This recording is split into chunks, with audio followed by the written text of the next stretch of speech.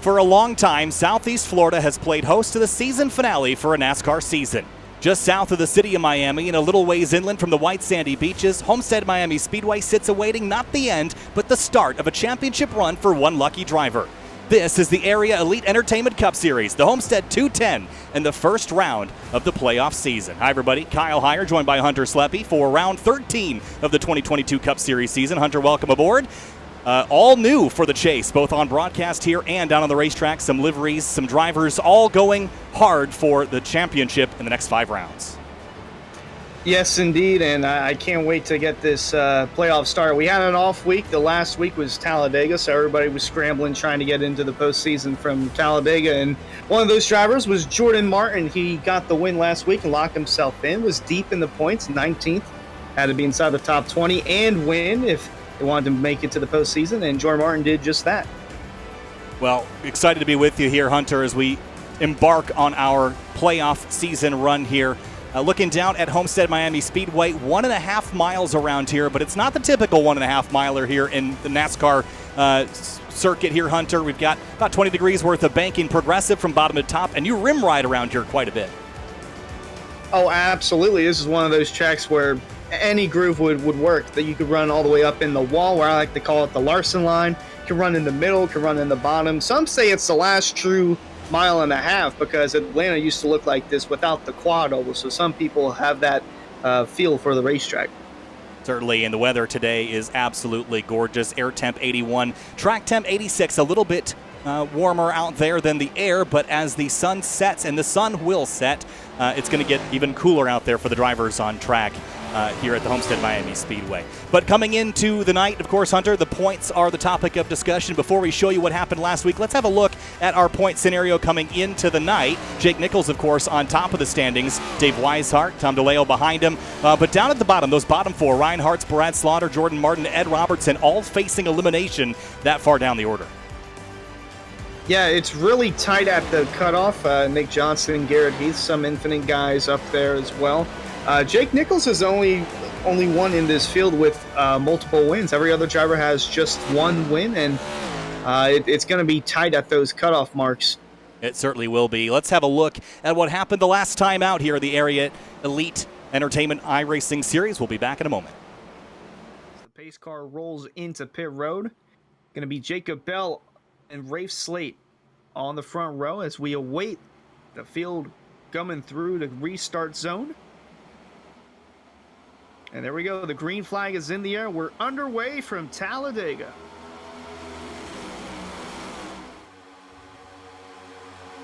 Ooh, quite the block there from Nick Johnston in the 28. We have an incident. Lap 18. Trying to see what the cause of the caution is. So first caution of tonight. Oh, we got a spin. Car was spinning back there. I think it was Nick Johnston. But we'll take a look at our Wanna Go replay and look at what brought out the first caution. But something has happened as we've gone to the replay, and it started in the backpack right here. It's the 81, 91. Yeah, so this is coming down the backstretch, and the crash is going to happen in the back to bring out this caution. This is just guys slowing down. There's the block from Johnston there.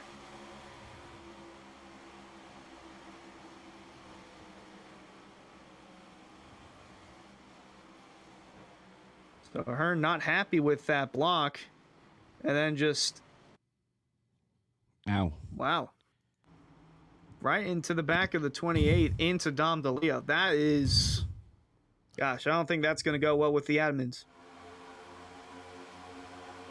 Oh, they're starting to get a little bombed up here. Around. That's the 84. Smith. Oh, there they go. Contact. Big one. Cameron Hearn gets turned around, and around goes everybody else. Holy cow. You knew it was coming at some point after the 22 made in a grace. Gosh, that's got me squirrely in my words.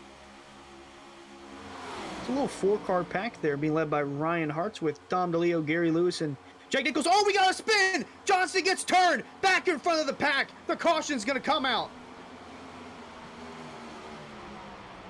Bad bump from the 55 of Caps.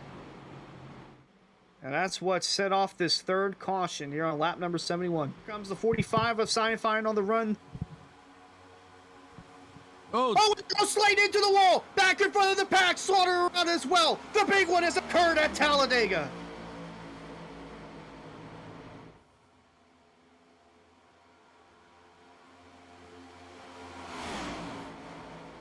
Still green flag. The big one just occurred and the caution has yet to come out. And now the caution flag flies.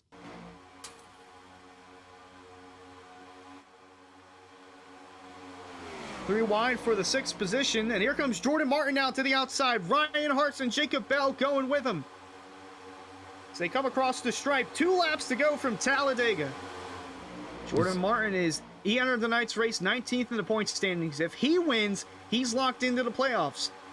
They come out of the tri-oval, white flag in the air, final time around Talladega presented by Go Studios. Jacob Bell also needs a win to get in. He's going to the outside. Sci-Fi up there as well. 3 of these guys need a win, and they're into the playoffs. white flags happen, so this is all the way to the end. In the back, all Trainer to the outside wall. Bell blocks. Jordan Martin still running the front. I think Jacob Bell is playing blockers so that the 11 has the chance to win this thing. They're wrecking in the back as well. They're continuing to wreck in the middle of 3 and 4. Coming off turn 4 for the final time. Jordan Martin with Ryan Hartz right behind him. Adam Capps in 3rd. No one's going to pull out and make a move. Jordan Martin's going to come out of the tri-oval and lock himself into the playoffs. Jordan Martin wins at Talladega. He entered the race 19th in the point standings, needing a win to lock himself into the playoffs, and he did just that. What a finish from Talladega. Jordan Martin wins the SimWrapMarket.com 250. Back live from Homestead at Miami Speedway for the Area Elite Entertainment Cup Series. Kyle Heyer joined by Hunter Sleppy as we trudge towards qualifying for our first round of the playoffs, round number 13 of the season, and having a look at practice times here. David Weishart in one of those playoff cars right at the top of the order. So is Jake Nichols. The playoff drivers lit up in that kind of fluorescent blue. The others with the very dark navy blue backgrounds. Those are the drivers that are not competing for the championship this season, Hunter, but they're still out there competing and still out there trying to get everything they can get. Oh, absolutely. Some of these guys are capable of winning races even though they're not locked into the postseason. Like Chris Scienfine's had a couple of chances this season. Connor Okrezik, although he hasn't made it to all the area events, he's always top 5 in speed whenever it comes to that. Yeah, there's Connor Okrezik in the number 14, the Simvection car, Ford Mustang. Last time out, no lap, but his best of 33.105. Garrett Heath in the 23 car, also on track, had an incident at the exit of turn number 2 and goes around backwards here. Let's have a look at how that happened. Coming down the front straightaway here and kind of all on his own entering turn 1. We talk about rim riding here, but this time Heath goes to the bottom, kind of hugs that white line and just gets loose right against that inside line. You're just got so much wheel in it there, then gets clobbered by the number 3 of Ryan Hartz. But even to the inside is tricky. You've got so much wheel in it, Hunter, that it's going to be hard to keep the car straight once it starts turning around sideways on you. Yeah, many drivers have been complaining about this setup because it is a fixed setup, and one of them being Cameron Hearn, and he's complaining that he can't really turn once it's in the corner. And there's Cameron Hearn on the screen. Cameron Hearn, the number 67. Currently 4th last time out. That lap is not valid there. Obviously, a 33.101 was the best that he has run in the session so far. Getting back out. Again, setting up for qualifying. And I always say that qualifying is perhaps the most important session of any race week because it sets you up for the race. If you qualify 26th in this field and you're in the playoffs, you're going to have a long night ahead of you. 140 laps is not a super long race. It's not a super short one either, so you have to be motivated to move forward quickly. And I think the best way you can do that is just by starting forward and not putting yourself in the danger zone of having to pass, 15 or 20 cars. So a lot of focus on qualifying here in the next couple of minutes. And as you mentioned, the setup being that fixed setup is going to make things challenging for those that aren't necessarily happy with the way the car's handled. Yeah, and surprisingly enough, some of these drivers, including playoff drivers, might opt to just start in the back. I know David Weishart is a big advocate of his last to first challenge in the Launchbox Series, but I don't believe he'll be doing that for the Cup Series. He's the defending Cup champion. He's going to want to retain that crown, and it looks like the favorite we saw in the point standings earlier was Jake Nichols. I mean, he was on an absolute tear in the regular season, but the postseason is another spectrum. Yeah, there he is running the number 91 Toyota. Currently second on the board as practice is complete. We'll head down to the racetrack here for a moment for qualifying, the all-important session where you're going to get only a couple of minutes to run the fastest heater you can and put yourself as far forward as you can. 15 rows of cars will be starting this race, so it's imperative that you start as close as possible to the very pointy end now. So Jake Nichols in that 91 will try to repeat his practice magic. And again, we talked about the weather today. As the sun continues to set here at Homestead Miami Speedway, I think that's going to make things a little easier for the drivers. You typically have more grip in the evening than you would in the daytime here, so you're not going to be fighting the track conditions quite as much as you would be in a day race. No, not at all. And this track is like you said in the pre-race. It's unlike any other. And this to me feels like a true championship deciding racetrack. But I mean, it kicks off the race, or it kicks off the playoffs to decide the championship. And there is the 5 of Garrett Grant going on the onboard and seeing how he can get around this track. Right up against the outside wall. I think we'll see drivers experiment with different lanes tonight. Getting back on throttle and accelerating down the front straight to start the first of his qualifying laps. 180 miles an hour past the start-finish stand and into turn 1. Yeah, I mentioned the top is like the Larson line, and him being the number 5 is no coincidence that his favorite driver, just like mine, Kyle Larson, so he's going to try and get as much speed on the top and roll down the back and into 3 and 4. Not a bad choice, if I do say so myself, especially for being at Homestead Miami Speedway. Having Kyle Larson as inspiration is probably not a bad thing. And Grant works his way off of turn number 4 and heads back to the start-finish line. We'll see what he can lay down first time out. And 34.215 is quickly bested by Adam Capps in the number 55, and the 23 of Garrett Heath goes faster. I think we'll see lots of drivers go quicker on this first run out. Absolutely, and Capps is just coming off a podium finish, 3rd place at Talladega for the most recent Elite Entertainment Cup Series race, and looking to carry that momentum in. Like I said, some playoff drivers really wanting the win, but those that are on the outside of the postseason, they're just wanting the win. So they'll go to whatever risk they can to try and nab a win from some of the playoff competitors. Yeah, and he's got a playoff competitor on his team, Ed Robertson, the number 64 for Elite Entertainment Gaming. Robertson was right behind Capps in qualifying. Now it drops down to 9th. Ryan Swan up ahead of him. Nicholas Johnston in the number 28 up to 3rd place as Garrett Grant goes faster on his second lap out. Goes straight to the top of the board. Garrett Heath second fastest in the 23. So Grant, Heath, Johnston, and Shane Wolf, the top 4. Adam Capps in 5th, and Gary Lewis, Perkins, Swan, Robertson, and Jake Nichols. But we haven't actually had 10 drivers. Now we do, as I think that was Culberson that just drove by. Laid down our 10th time of the day. Shane Wolf was the ARCA champion from season 1, and he just has not been having the luck to at least finish in some of these races. Been taken out really early and kind of dethroned him, but don't let that fool you because he's still got speed, and we can see it right now in qualifying, although he's on the top for the moment. Could this 67 of Cameron Hearn dethrone Shane Wolf for the pole? Yeah, and a little bit surprising perhaps to see the lack of playoff drivers in the top 10. Only 3 of them in the top 10, 3 of the 12. And the top 3 positions all held by non-playoff drivers. Brad Slaughter Jr. jumps up to 4th quick, just outside of that top 3 starting position I just mentioned. Forrest Smith goes 7th quick. And Tyler Nichols is on a lap himself right now out of turn 4. We'll see if he can go and jump up inside the top 10.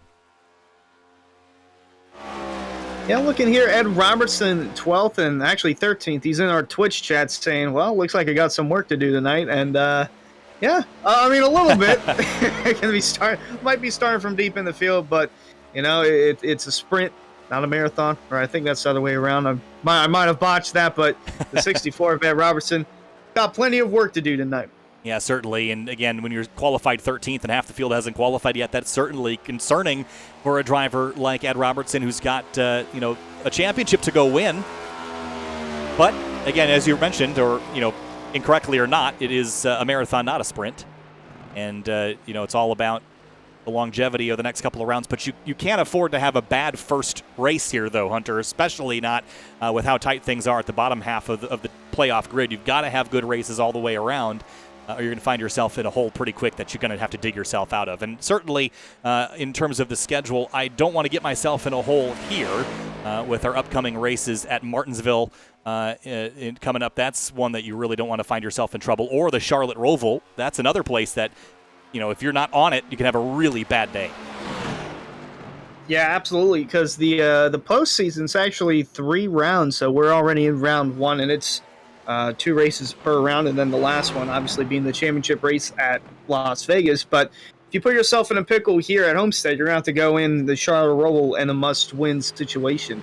And looking back on the playoff standings, those drivers that are in the cutoff scenario, they have all won a race, and they're all in the cutoff spot. Ed Robertson won at Dover. Jordan Martin won most recently at Talladega. Brad Slaughter won the first race of the season at Daytona, the Area 500. And then Ryan Hartz won at Darlington. And of all places, he got a 0x in that race. The only driver who didn't have an incident point at Darlington was Ryan Hartz. But those 4 drivers, they've all won, but they're all on the outside looking in.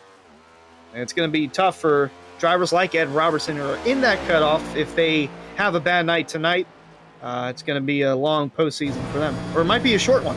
It certainly could be a short one. That's what they're trying to avoid. Here's David Weishart, the number 33, accelerating up out of turn number 4 and heading down the front straightaway and beginning his qualifying effort. A lot of drivers waiting later. I wonder if that's to get the sun a little lower in the sky and perhaps help them out with the track conditions a bit. Yeah, it might be. Weishart knows a thing or two about going fast and winning. Like you said, the defending Cup champ, and he's going to want to retain that title and go into all the risks that he can to do it. The Weishart working his way through turns 3 and 4 and back up onto the front straightaway. We'll see if he can go any faster the next time by. First lap is a 33.715. That's only good enough for 18th quick, so he better hope he can get a little quicker. Most of the time, the drivers will be faster on their second lap, although say most, because occasionally they might bounce into the wall or spin out coming out 2 or 4.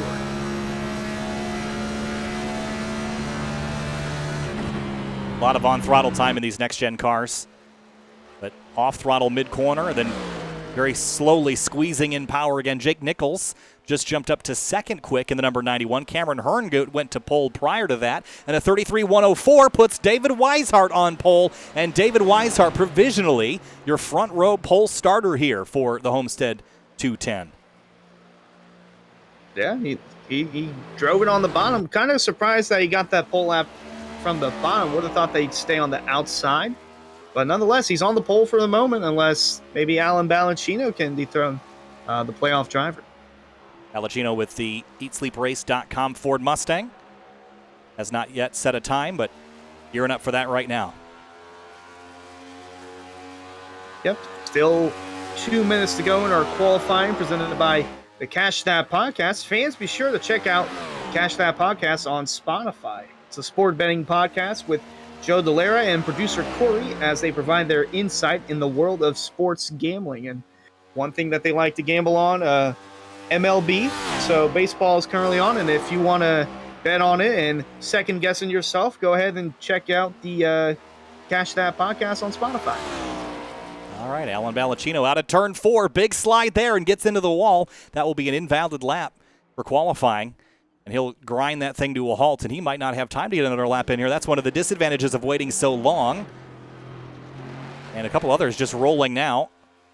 Here comes the number 7 down the front straight, 33.993, lap number 2 beginning. Have to help me out with some of these names as well here, Hunter, the first time through. That is James Scioli in the number 7. He's locked himself into the postseason for the Launchbox Series. With a win, Cup Series, on the other hand, he was in on points. So he is 4th entering the postseason. He definitely has race-winning speed, but just something can't quite click when it comes to the Cup level. So hopefully we might see a change for that later tonight. Well, good qualifying effort on lap number 2 puts him 4th quick. Solid lap there. And this one as well. So far, all the names have been pretty much as I'd expect them to be. Seidenfaden? Seidenfaden. Okay, Seidenfaden. All right, that sounds way cooler. I'll give him that. Seidenfaden into turn 3. That is an epic name. In the number 45. And up onto the front straight. A little bit loose there at the exit of turn 4. Across the line. And a 33.507 puts him 17th quick. And Balacino here jumps up to 4th, recovers after that incident we saw in turn 4, and he will roll off in 4th place. The last driver to set a lap time. 3 didn't. Jacob Bell, Drew Trader, and Matthew Robinson all did not set lap times here in this qualifying session. So qualifying complete. Weishart and Cameron Hearn on your front row. We'll roll through the entire starting grid here in just a second, right after pre-race ceremonies.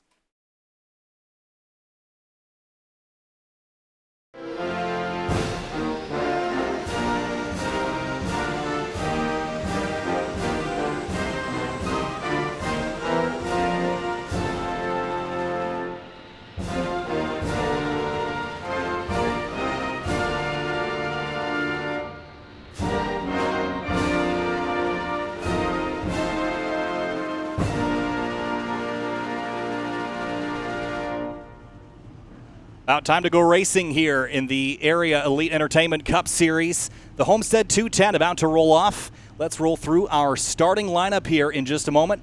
Kick things off with row number 1 in our grid. Dave Weishart in the number 33. Cameron Hearn in the 67 will start up alongside him in row number 1, Hunter. Row 2, Jake Nichols going to roll off P3, and then the highest of those not in the playoffs, Alan Balacino, could roll off 4th. Starting in row number 3, Connor Okrezik and James Scioli. Scioli. I had it right the first time, maybe the second time. Starts 6th in the number 7 car.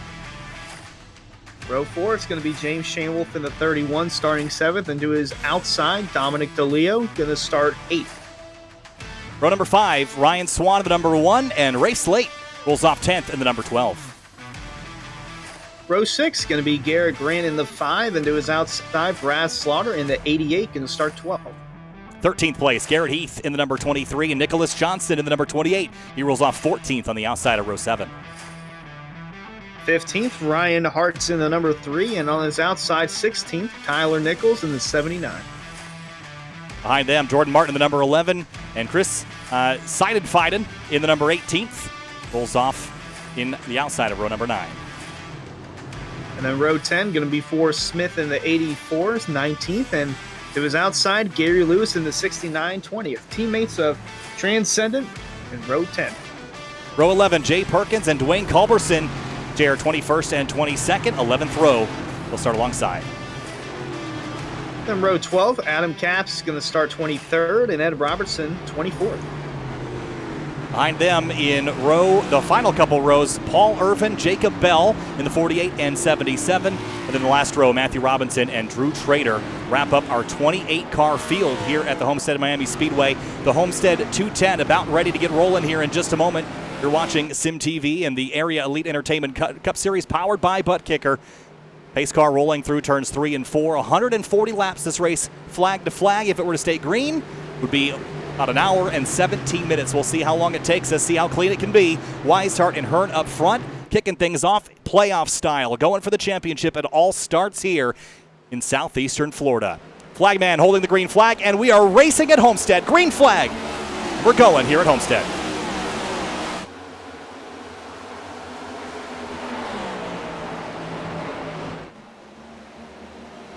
About the first 5 cars down on the bottom. Back, Connor Okrezik, Dom DeLeo, door-to-door for 6 as they roll down the back. Getting single filed out as quickly as they can. You don't want to be double file for too long on these opening laps. Get yourself in trouble really easily.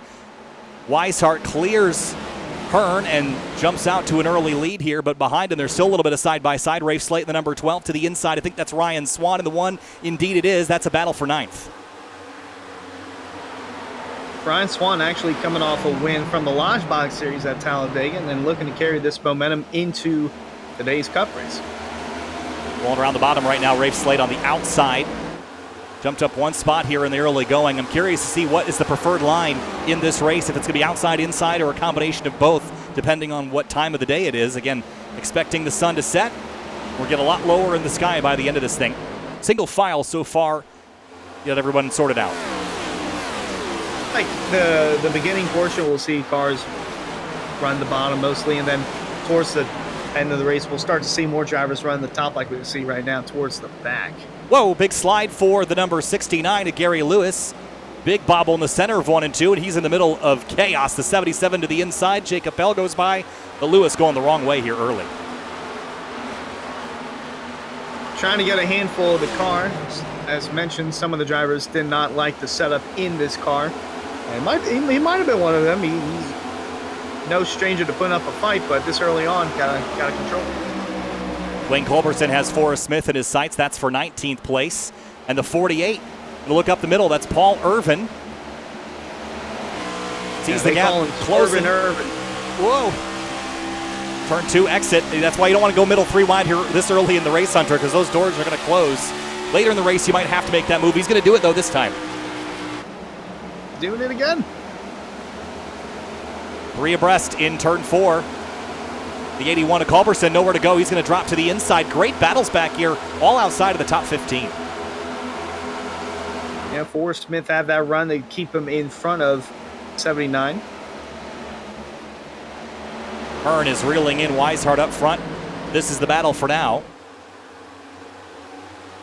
2 by 2, a couple rows down.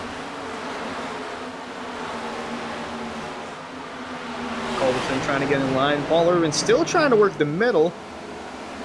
Might have it here for Tyler Nichols and might get tucked in line behind Forrest Smith. Yeah, I wonder if the middle is kind of no man's land. If you're on the bottom, you got that short way around. If you're on the top, you get the advantage of the momentum. But if you're in the middle, not convinced that that's the place to be, except for maybe that transitional point in the race when it's bottom to top.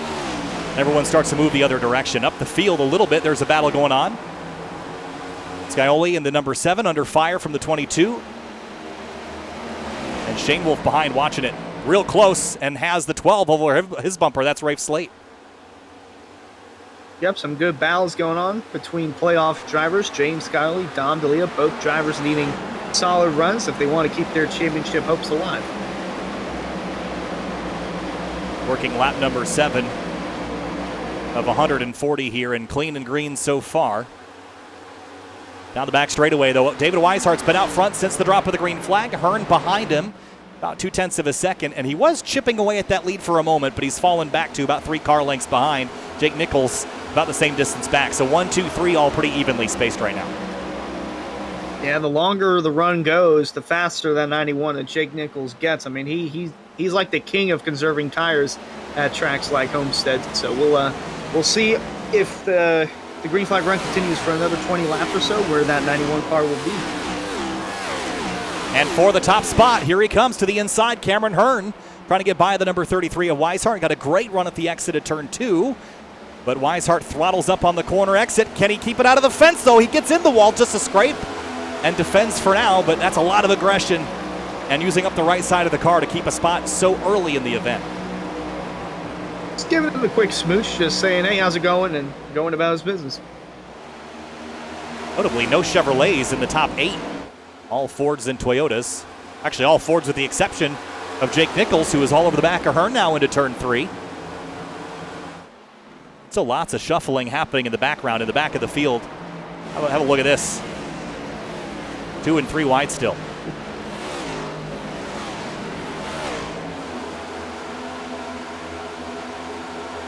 Some of the solar flare guys right in front of Jacob Bell. Dwayne Culberson and Tyler Nichols going at it door to door. There's Culberson. This is essentially Jacob Bell's home track, so you always want to put on a performance at your home track. Yeah, a couple of Floridians in the field. A home track event for a few. Down the backstretch, Culberson now under fire from the 79. And Bell right behind him, Jay Perkins, all in this battle. And for second place, Cameron Hearn and Jake Nichols continue to battle. This time, Nichols gets some overlap into turn 1, though. See that 67 try and roll the top to stay in front of the 91, but for the time being, it's going to be Jake Nichols clearing the door on Cameron Hearn for that second spot. He's got it. Move Jake Nichols into P2. And now focuses his efforts forward on catching the number 33 Ford Mustang out front.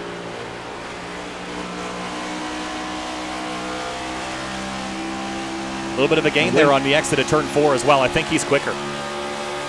Nah, he's looking like he's quicker. See if he can try and roll the top. See if Cameron Hearn has anything to say about it. Here comes Balancino looking for the third spot. Again, highest of those not in the playoffs. He's just going for a win. And early on, he got a big bobble there coming out of turn 2. But nonetheless, still has race-winning speed underneath that 70. Yeah, Nichols up a spot. Hearn down 2. Wonder if he burned up the tires here a little early. I know it's only 12 laps in, so might be too soon to know that. But he shot out of a cannon early in the race and is now dropping the wrong direction very quickly. He's got Connor Okrezik about 5 or 6 car lengths behind. The 14 car started this race in 5th. He has gone effectively nowhere. Yeah, it seems like Cameron Hearn, whenever he tried to roll the top, just couldn't quite get it down, and it's just going to stick to the bottom. But who knows? Well, we could see a battle for the lead right here if Nichols decides to pull out, or he might just stay on the top. Weishart drove it in really deep into turn 3, but he's going to pay for it on exit. Here comes Nichols now with a big run out of turn 4. Going to drop to the inside, battle for the lead here at Homestead, side by side. Weishart and Nichols on lap 13. Weishart trying to keep it up on the outside. They nearly make contact right there through 1 and 2, but the 91 of Jake Nichols takes the lead. Alan Balancino with a great run here as those two fought. Has a big run on the 33. What's he going to do with it? He might just sit on it for now. Weishart drives right to the bottom. Don't get too low on that white line. We saw that bite some people in practice.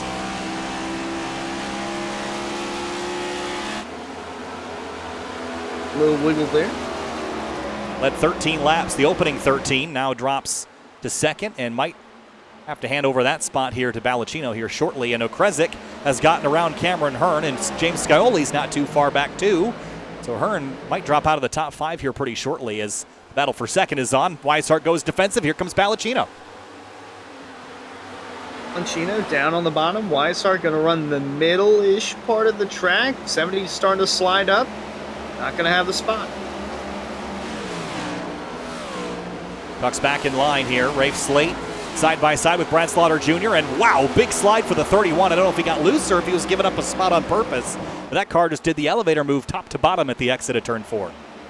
Yeah, he might have gotten loose. It might be a handful for that 31. The Shane Wolf started inside the top 10 and slowly fallen outside of it.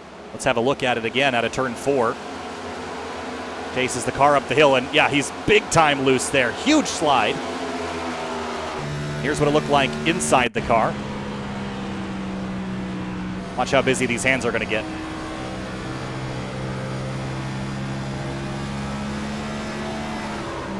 Wow. You saw the orange tape there on the steering wheel. That's so the driver knows that it's centered. And it was all the way to the right trying to avoid that car from spinning out.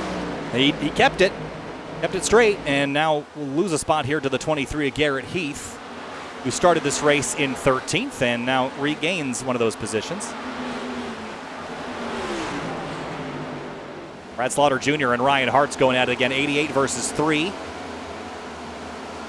And just behind them, Nicholas Johnson in the 28, sizing up the 5 of Garrett Grant.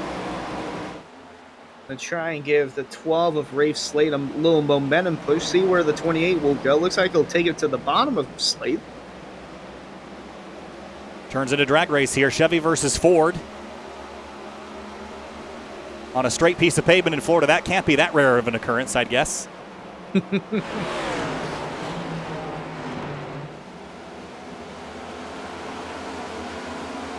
tight door-to-door. Ooh, getting close on the exit of 4. Wow, they're almost dead even, but the run on the top for Slate going to take the spot. Get an update on, well, these two continue to battle. Adam Capps hit pit lane for some damage. Contact with the wall off of turn 2. No caution for this incident, but that's big-time damage. That might be a retirement for the 55 tonight.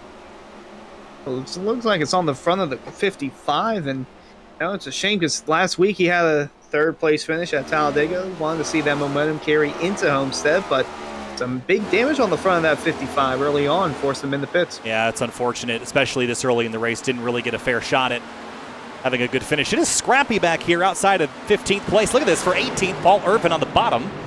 Ed Robertson ahead of the green and black car. And then the 94. The 64, rather.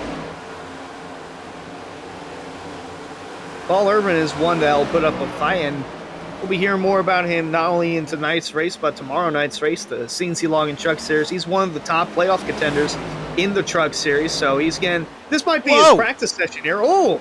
Huge slide for Irvin, similar to what we saw a couple laps ago with the 31. That might be a more common thing as the tires start to wear out. I'll say this might be a practice session for him for tomorrow night's race, but don't want to do that tomorrow night. Whoa, big gaggle out of turn 2. A couple cars going 3 abreast now. Here comes, I think that's the 79 of Tyler Nichols. And yeah, Ryan Swan in the 1 just did that coming out of turn 2. Yeah. Again, this group back here has been extremely scrappy. Up front, they've kind of tidied it up. Back here, though, lots of shuffling and sliding as everyone vies for position.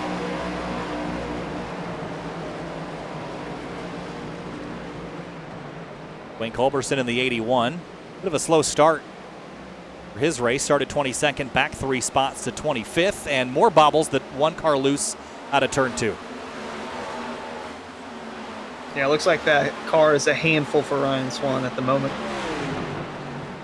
Going to get worse here with the 81 right in the left rear quarter panel in turns 3 and 4. And Alan Ballacino. Oh, he's really up the track. Woo. He really is. Alan Ballacino, by the way, has slipped and continues to slip down to 7th place. What is going on with the number 70? He was doing so well, and now it looks like that car is really struggling for grip.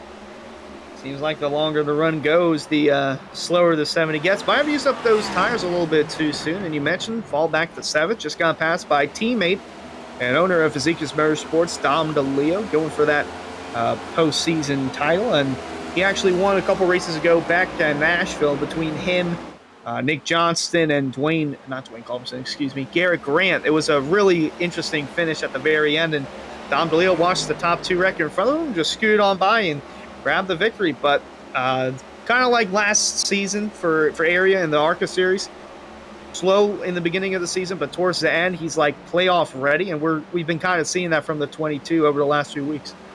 Yeah, DeLeo, again, one of the playoff competitors, and look how the cream is rising to the top here. The blue has become a lot more common up there at the top of the order than it has been leading up to this point. Rafe Slate is in the wall, trouble, turn 3, I think. Yes, Rafe Slate in the wall hard, and he's going to pull down the racetrack and hit pit lane. No caution, we stay green. And Forrest Smith also with some problems. Back a little further to catch how this started. He was in the wall in the back straightaway. Huh. To go a little further back. Yeah, here's a look. This is the middle of turn 2. And tracks up, just gets loose and just hits the, corrects into the outside wall, slams into the outside wall. And then, assuming he doesn't have a lot of steering left, gets hit by, I think that was Forrest Smith that, who was that car that hit him? No, it wasn't Forrest Smith. Might have been Ed Robertson. And Slate, big time damage. Forrest Smith also had an issue. Let's go back and see if he had a similar thing. Looks like it. Exactly the same scenario. Loose out of 2, overcorrects into the outside wall. Wow. Same place in the same spot, and still no caution. Yeah, 3 cars all with the same incident. We've stayed green all 3 times. But out front, Jake Nichols making this look easy. He has stretched his legs 2 seconds clear. And now this time through, he's going to lead the most laps of the race so far. Critical points to have at this stage, Hunter, but there's a long way left to go. Oh yeah, there's still over 100 laps left. But for Jake Nichols, this is like a evening Sunday car ride, if you will. Just cruising. Out front, just continuing to lead Connor Okresic, a non-playoff competitor. David Weishart, Cameron Hearn, front row starters behind in 3rd and 4th. And behind them, how about the battle for 10th? Garrett Grant and Brad Slaughter Jr. Grant just got by the 88. And Garrett Heath size it. Oh, spinner! And Ballacino spins out of turn 2. And he's gone. Well, right into the inside wall went the 70, but he just disappeared. Yeah, he vanished. I think he was trying to prevent a caution, but right here, slips and slides and just gets away from him and instantly gone, so the yellow doesn't trigger, but Ballacino's night is over. And again, how quickly things change. Everything was going pretty well for him. I know he's slipping backwards with a little bit of tire degradation, but everything else was going okay, and now out of the race. Yeah, such a shame to see that for the number 70 Ballacino go. Slaughter and Garrett Heath battling for 10th. The 23 car continues his forward climb. Started 13th, now up 3.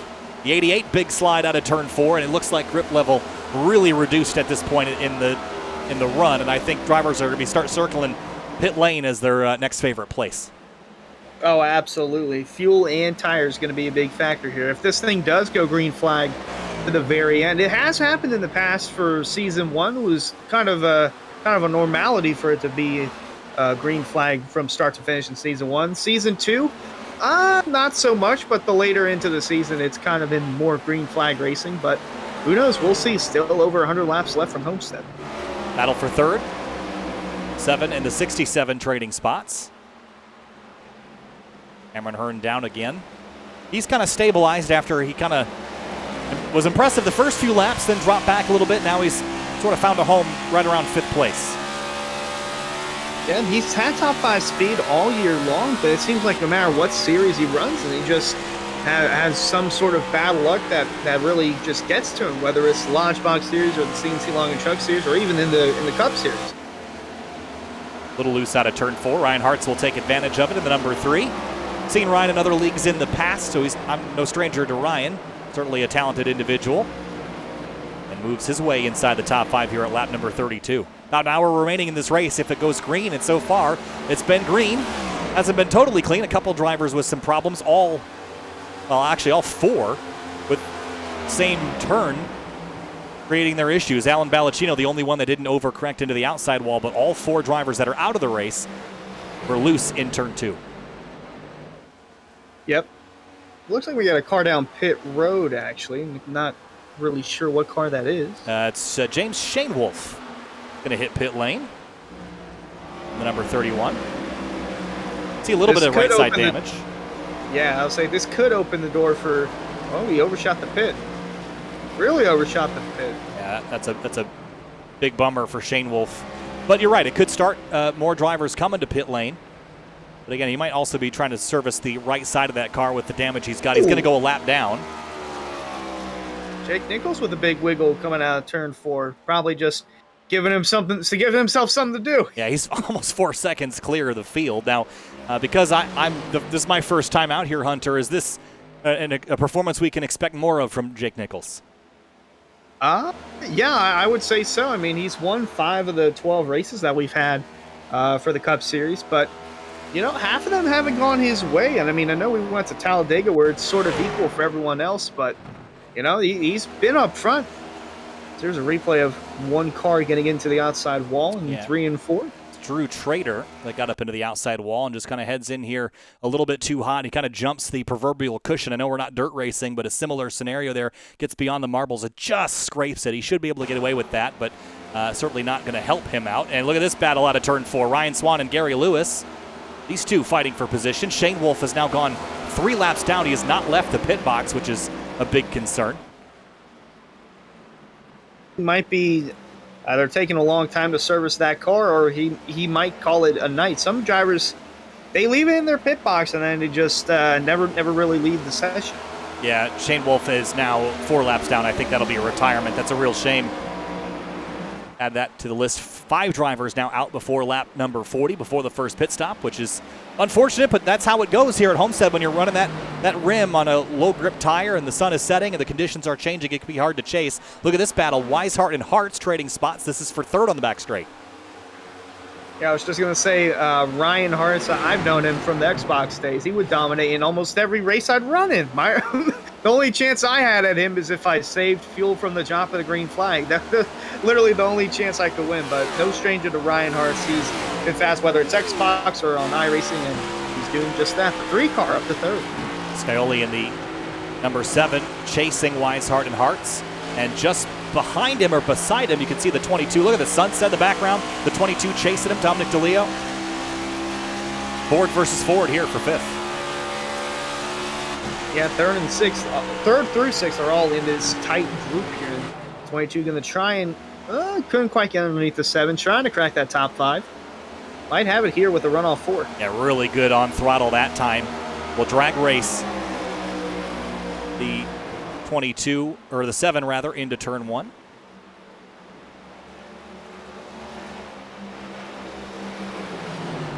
But no other drivers have hit pit lane yet. The only driver that has been on pit lane that is back on the racetrack is the 55 of Adam Capps. He is now 20 laps down, but out there rolling around in 28th. Yeah, Capps just trying to do whatever he can, scramble as much points as possible.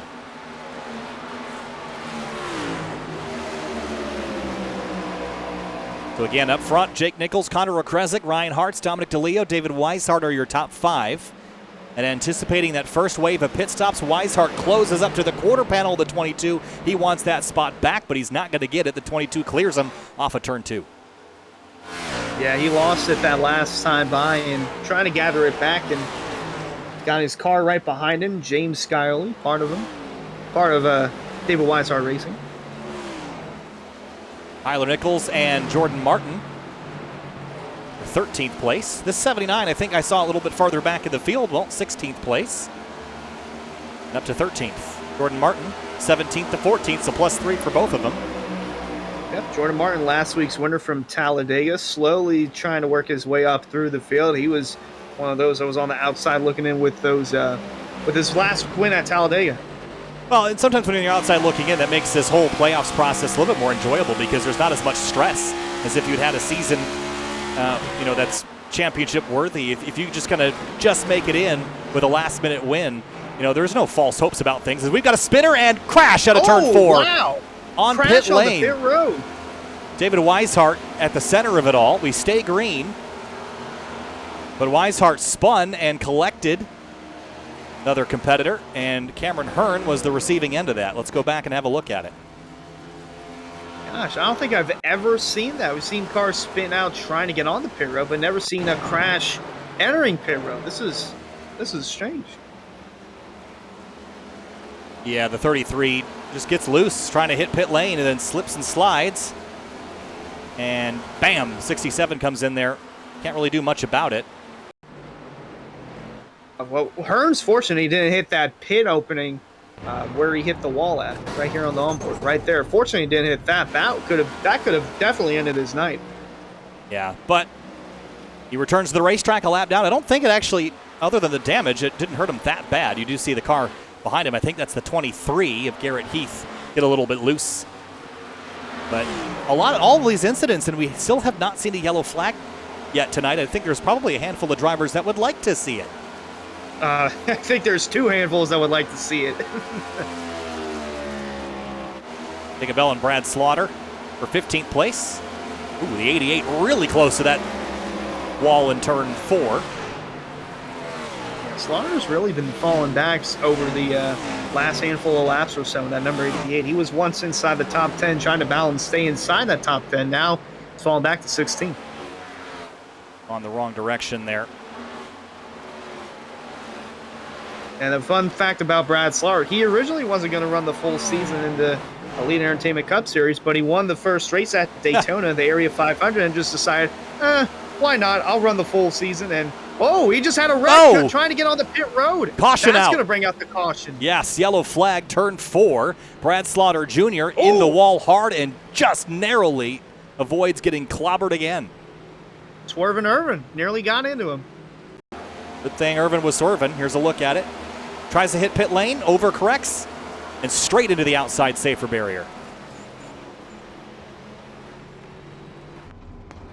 There goes Irvin right on by. Man, oh man, we've seen like at least 7 incidents where cars might have brought out a caution, but this is strange. I didn't think Homestead would be this much of a challenge to get on the pit road. Yeah, the grip level is very, very low out there right now, as you can tell, and just didn't quite hold the brakes enough. But caution is out, and I think there was, as we mentioned, there was a lot of drivers that were happy to see that.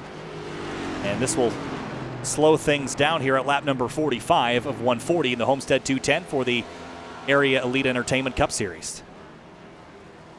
And Jordan Martin over in the Twitch chat, mid-race, jinxed him. No, I take responsibility for that. They call that the commentator curse, Hunter. Get used to it. Oh, yeah. I've been heard about it from Harold for quite some time.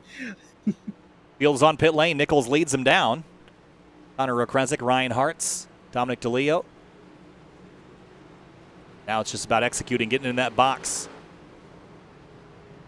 Those that already pit, I would imagine that they would pit again. I don't really see an advantage of staying out at this stage in the race.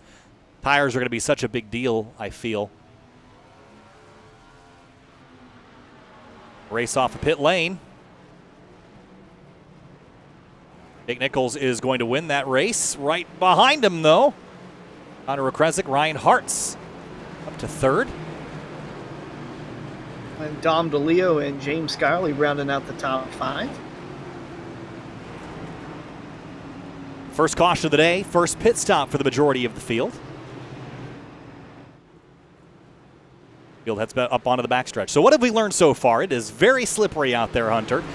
We've learned that Jake Nichols is fast, and we've learned that there's definitely comers and goers tonight in terms of who's fast right after the initial start. We'll see if that holds true on the restart, and we'll also see if cautions breed cautions, because typically how things go, once you get the yellow flag, everyone gets a reset, and they see those positions right ahead of them, and they feel like they can go grab them. They might be a little bit optimistic at times. Yeah, absolutely. It's either cautions breed cautions, or we just go back to normal like nothing ever happened.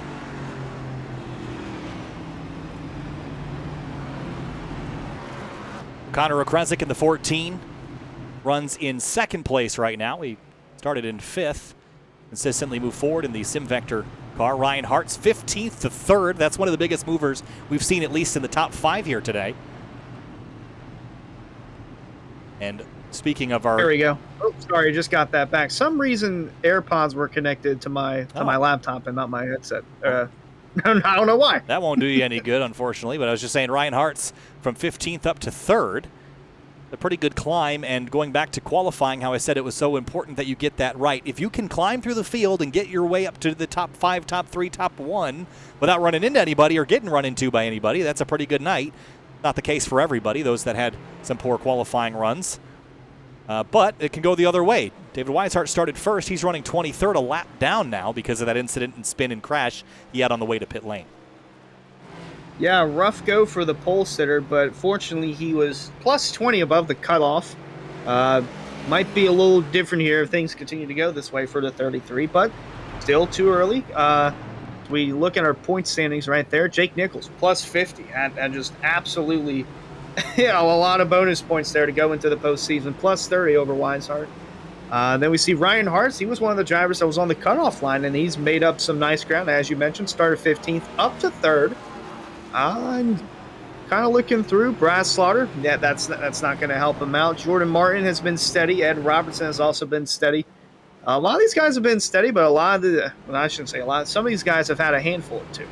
Yeah, I'd say that Ryan Hartz in particular is making do with what he's got. And that is moving forward very quickly and putting himself in contention for a win tonight. Yep, so we're on lap 48 of 140 here, coming to the restart presented by Elite Entertainment. We would like to thank Elite Entertainment for their support of the Elite Entertainment Cup Series this season, and from all of us here at Area. Be sure to check out Elite Entertainment on Facebook and book them to DJ your next event. Coming to the restart now, working through turns 3 and 4 behind the Ford FR500 pace car. Nichols, Okresic, Hartz, DeLeo, Scioli, Johnson, Grant, Heath, Perkins, and Seidenfeiden, your top 10. Pace car pulls off, coming to the green. Lap 49 of 140, about 55 minutes remaining in the Area Elite Entertainment Cup Series. Green flag back in the air here from Homestead.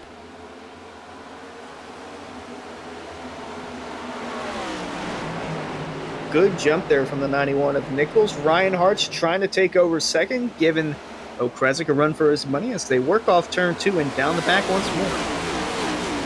Down the back straightaway, lots of shuffling here on the restart. Drivers going for everything they can get. Second through 4th, all line astern here through 3 and 4. Some double wide in the background, out just outside the top 10, Jordan Martin and Tyler Nichols.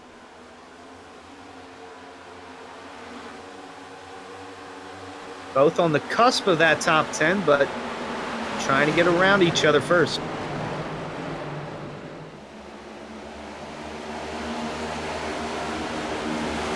And right below Martin is Ed Robertson. They call him the Muffin Man, his nickname, and trying to get around that 11, almost 3 wide here in the back. Yeah, a little bit of shuffling there. And it looked like that was Matthew Robinson, by the way. The 94 on the side of the car, 34 on the timing and scoring. That was my confusion from earlier. This was the car that narrowly missed, or actually got involved with.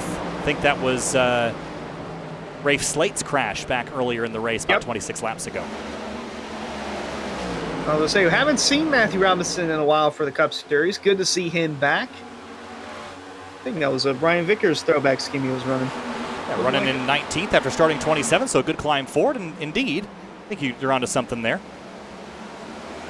Yeah, we go all the way back to the late model series, the Rick's Hot Sauce late model series. He was one of the top contenders, along with James Shamwolf, and seeing both those guys up in the Cup Series level. Good to see those two. Reinhardt still giving Jake Nichols a run for his money, not letting him go just yet. Okay. So we're figuring out why the number is not correct on the side of the 34 car. And thanks to Eric Weimland for clearing this up for me. Registered with the wrong manufacturer, thus the wrong paint scheme and wrong number. So that clarifies that confusion. As for the lead, here comes Ryan Hart's battle for the top spot here at Homestead. Side by side into turn 1, and Jake Nichols gives it away. Here comes Okrezik, though, to the outside. Does he have anything for Nichols? Not quite. He almost opened up the door for DeLeo there to take the spot. Here comes Nichols back on the outside. And lap traffic ahead. Nichols stays in line, though, and gives a push to the 3. Okrezik just kind of watching from behind in the 3rd spot, ready to pounce if anything happens to these front two. Really tidy and orderly up at the front, despite the intensity of competition. And here comes the 91 back to the inside.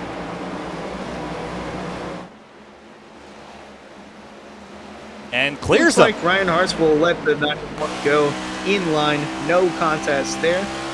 Might open up the door for Okrezik. Yeah, these two have traded spots back and forth. And Okrezik, smelling blood in the water, drops to the inside.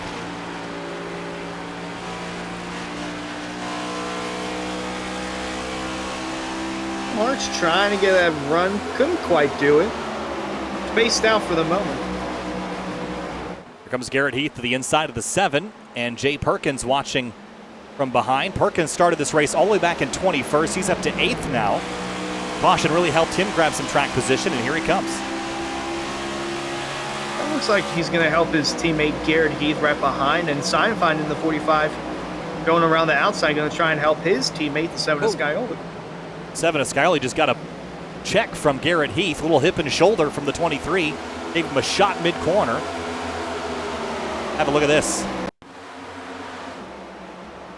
Watch the 23 right here, mid-corner. Oh, maybe not quite contact. Got really close, though. Got very close. Look at this. Great battling back here. All for 7th on back. Scioli, Heath, Seidenfeiden, Perkins, Grant, Tyler Nichols, Ed Robinson, and more behind them battling. Culberson and Bell. This is fantastic racing. I'll tell you something, Hunter. The last time we covered a series that was running the next-gen platform car, the races were absolutely miserable. This car has really come alive, and with this series and these drivers, it has really been entertaining tonight. We're not even halfway through. It's like it's all one big conga line over here from 1st through 10th or so on back. And people can make moves. That's the exciting thing about it. It's not a conga line where you're stuck. Play the right moves, move the chess pieces into the right squares, and you're in a good spot to make a pass. Nichols, Hartz, and Okrezik on top of each other. DeLeo behind, Johnston, and Scioli. Ryan Arch trying to get close enough to make a move underneath that 91. Going to stay tucked in for the moment, but has been getting closer and closer to the bumper of Jake Nichols. Ooh, big slide up the racetrack for the 45 car. Seidenfeiden, I think he gathered that back up. Indeed, he did. Scioli out of line to the bottom of Nicholas Johnson in turn 3. got 3 infinite cars up there inside the top 10. Nick Johnston, Garrett Heath, and Jay Perkins.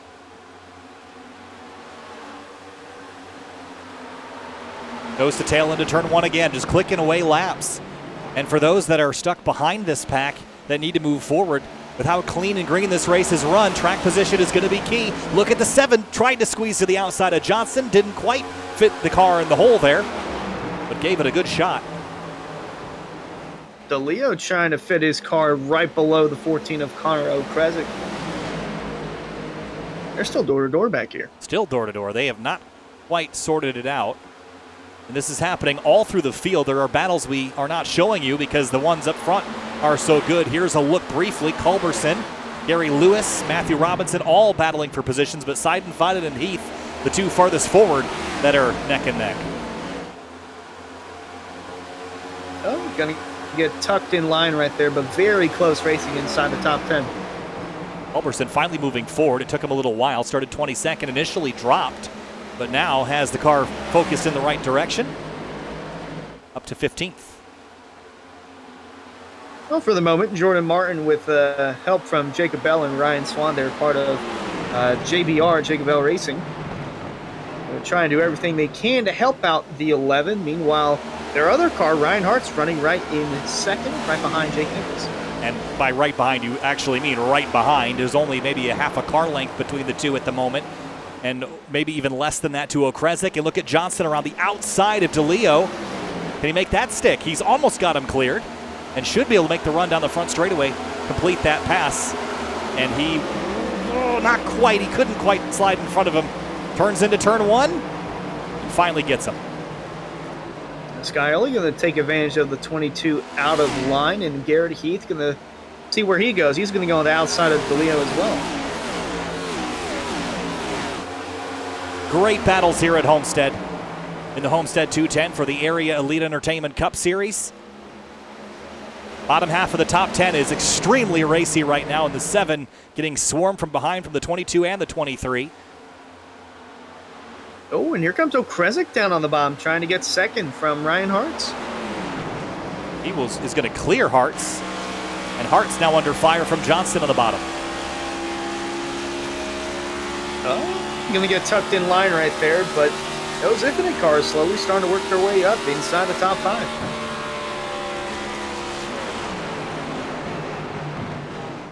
I wonder how much longer we can run in these tidy lines, though. You have to expect that as the tires begin to wear, that you'd lose the ability to just place the car wherever you want it. 18 laps since the last pit stop for this group. Oh, that was close there. Dom DeLeo underneath Garrett Heath. He's trying to work himself back inside the top 5. 2 Fords muscling by each other here, side by side down the back straight. And into turn 3 again. DeLeo on the bottom, Heath on the outside. Going to try and slide in front of that 23.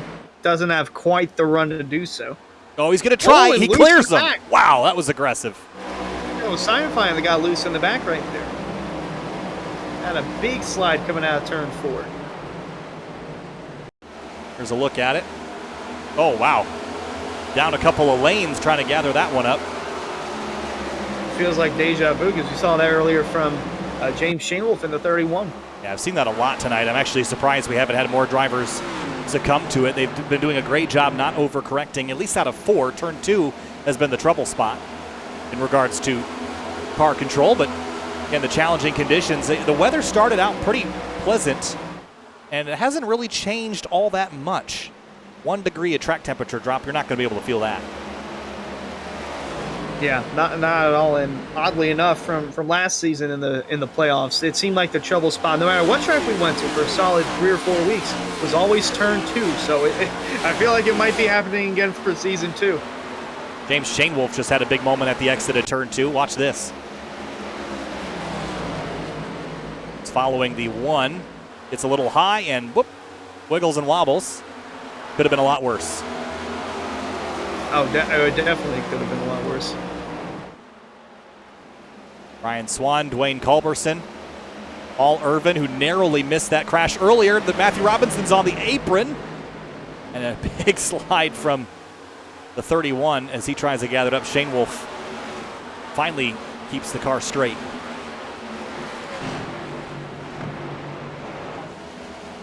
Cameron Hearn, since that contact on pit lane with the 33, neither him nor the 33 have really recovered very well.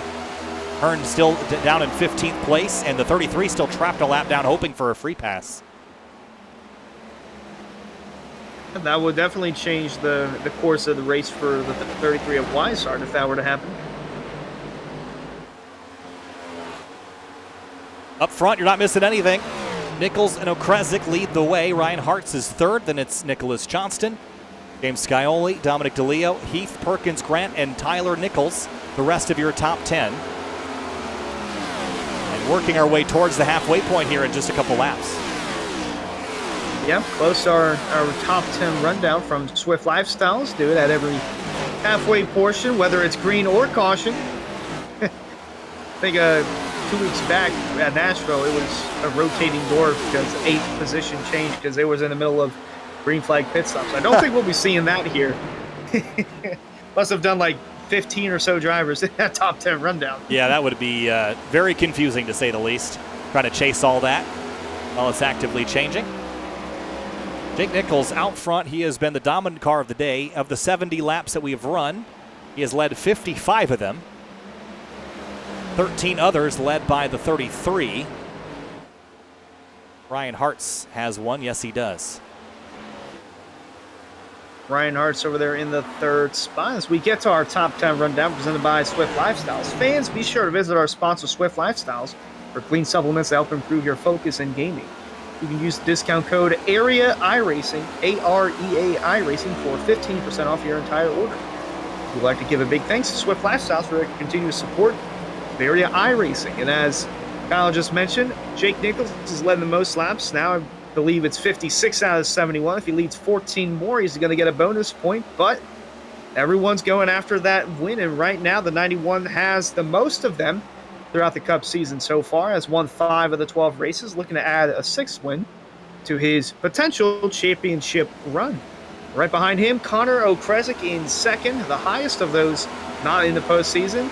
All these guys are going for just wins, and that 14 car might have something for Jake Nichols here as we get down to the wire, and Ryan Hartz running in 3rd. He's led a lap earlier tonight. It was on the cutoff. He was below the cutoff line. Had a win earlier from Darlington, but didn't have enough bonus points to lock himself into the top 8. But with the run that he's having tonight, I think he might have a solid points gain. Oh, Caution. And the caution's come out. Caution, and it's for James Shane Wolf in the 31. I think Shane Wolf had strike 3 on that because he had a bobble out of turn 4, bobble out of turn 2. I think 3rd strike, and he's out. Yeah, here's a look at it again.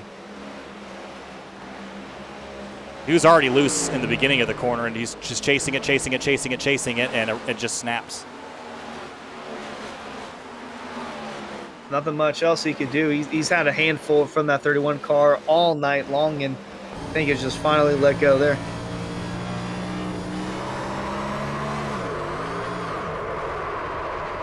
Long slide. Grinds to a halt. Shane Wolf, 15 laps down, brings out the caution for the 2nd time. Right after halfway, so everyone's going to come hit pit lane and get 4 Mr. Feelgoods and a fresh tank of fuel and get prepared to do it all over again for the 2nd half.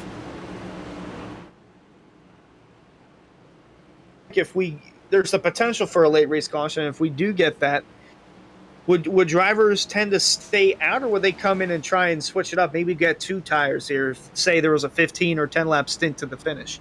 I'm not usually a fan of the 2-tire call at this stage. I think in general it's either 4 or nothing. In the past, I think the 2-tire was a pretty strong call for track position, but now it's either strongly track position or it's strongly tire. I'm not sure what is what tonight, but I know that 2 is you can't make a strong decision either way. You're probably not going to end up with a strong result. So I think it's going to be 4 or 0, and setting yourself up maybe for that no tire call at the end. That is not a bad strategy, but I think I'd be taking 4 all the way until the last 25 laps or so, and then I would maybe consider something else. Oh. The 14 of Okrezik has pulled off coming out of pit lane. He might have gotten an EOL of some sort, or not really sure. He came out second right behind Jake Nichols. Yeah, could be pit road speeding violation. Be the most likely culprit. The 31 will receive an end-of-line penalty for causing the yellow. That's James Shane Wolf. But for Connor Okrezik, likely speeding on pit lane is what got him in trouble there. And that is, at this stage in the race, if you're going to make mistakes, it's better to have them early. At this stage in the race, I'm not really liking having a penalty that'll put you this far back. Yeah, it's going to be tough for that 14 to make up all that ground. He's had one of the faster cars in the field. But we'll see, because this is from deep in the field. We're on lap 75. The second caution of the night has come out. And right in the middle of the top 10 rundown. Also kind of a fear of doing the rundown, having a caution come out and get everything all shuffled out. So we got through Jake Nichols, Ryan Hartz. Let's go to the third place driver, Nick Johnston, another one of these playoff drivers. He's had a solid last few weeks, almost won at Nashville, and he's trying to continue that number 28 car for Infinite Gaming to stay inside the top 5, and he's had a few teammates with him in the process, but right now, running in third, solid for that number 28. And James Scioli, part of David Weishart Racing, entered fourth in the postseason playoff standings, and he's fourth right now on the racetrack. He's had top 10 speed all night long, maybe top 5 speed. Maybe winning speed, who knows? This 7 car is broken out for a win in the Lodge Box Series, has yet to do so in the Cup level. Tonight might be the night. Then over in 5th, another Infinite Gaming driver, Garrett Heath in the 23. Haven't talked too much about him throughout the season, but he's always been consistent in that number 23. Starting 13th up to 5th, and he's working on the climb with fellow teammate Nick Johnston, and another teammate right behind him. So we got 3 Infinite Gaming drivers inside the top 6. And the last of those being Jay Perkins in the 49, another driver we haven't talked about for the majority of the season, but he's having a really solid run here tonight. And these drivers that haven't made the postseason, all they want to do is win, and that 49 might put himself in a position to win. The 5 of Garrett Grant had that chance to win at Nashville. Was a close contest between him, Nick Johnson, and Dom DeLeo, but a solid top 10 showing for that number 5. And there's Dom DeLeo right below him, going to restart, I believe, 7th on the grid. He won at Nashville and has been kicking into his postseason run. And then 9th is Tyler Nichols, having a really solid run. Brother of Jake Nichols. Yes, they are related. Really solid showing there for the Solar Flare number 79. And then right next to him, the Muffin Man, Ed Robertson. He won... Gonna go back to Auto Club. Almost said Dover. Won an Auto Club, and he's inside the top 10. And there we go. Green flag flies once more from Homestead. Lap 77 of 140 back underway here from the Homestead Miami Speedway. Nichols fires off from the outside lane. Johnson and Hartz battle for second behind him. Then Garrett Heath, James Scioli. Look at this battle side by side off of turn 2. Down the backstretch. Arch trying to get the run to stay in second. Nick Johnston going to have some help from behind with Garrett Heath. And a little further back for that 5th spot. Scioli on the outside, Jay Perkins on the inside. As I mentioned, those Infinite cars are coming towards the front. To the bottom, Hartz under fire from Johnston now in the 28. Heath, Scioli, Perkins, DeLeo, Grant, Ed Robertson, Jacob Bell has cracked the top 10 now in the 77 car. Ooh, close there between Garrett Heath and Ryan Hartz. Really close out of turn 4. That was almost touching. Hart's going to hold his spot.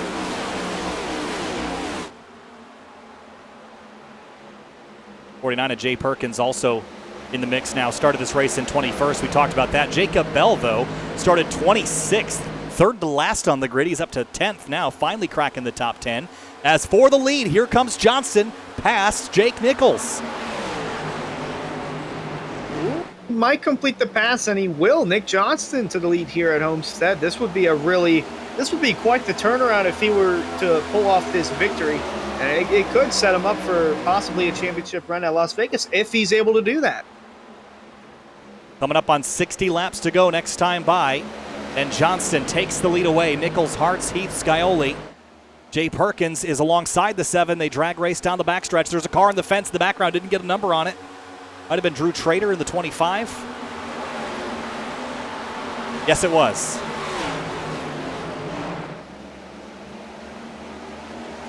Here comes Garrett Heath on the bottom. Look for that third spot once again from Ryan Hartz. The run going to keep the 3 in front for the moment. See what happens in 1 and 2. 91. I want to say he's struggling at all, but certainly doesn't have the initial pace that he had on the previous restart. Ooh! Look at the mess behind him. Behind the 5 of Garrett Grant, it is all sorts of chaotic. Jacob Bell to the bottom, Matthew Robinson, Ed Robertson.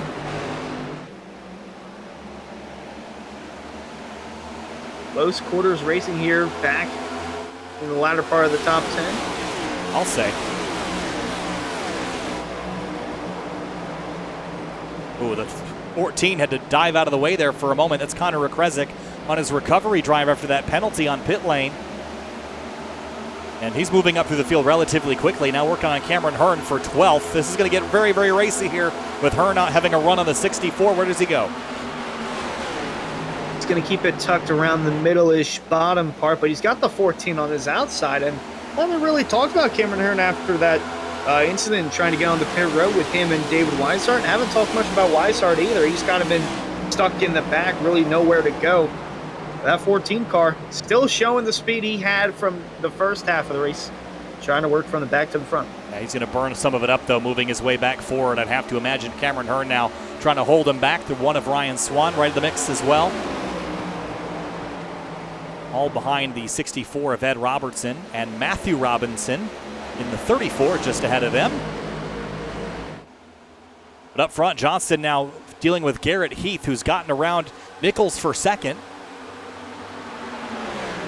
Infinite cars 1, 2, and 5. 3 of them inside the top 5, and Jake Nichols kind of in the middle of his top 5, running in the 3rd spot.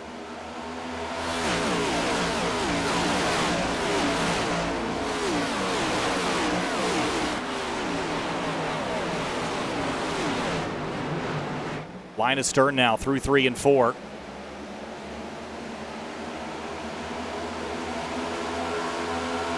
Single from about 7th, maybe 8th to the front.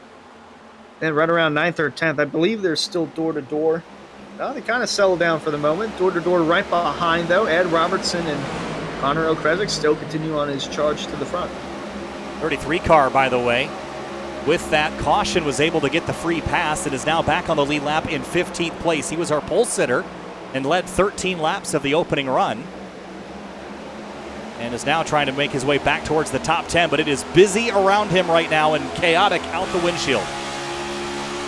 Yeah, him and Cameron Hearn, after that scuffle on pit road trying to get onto it, they've both been around mid-pack or towards the back, trying to get their way back up to the front.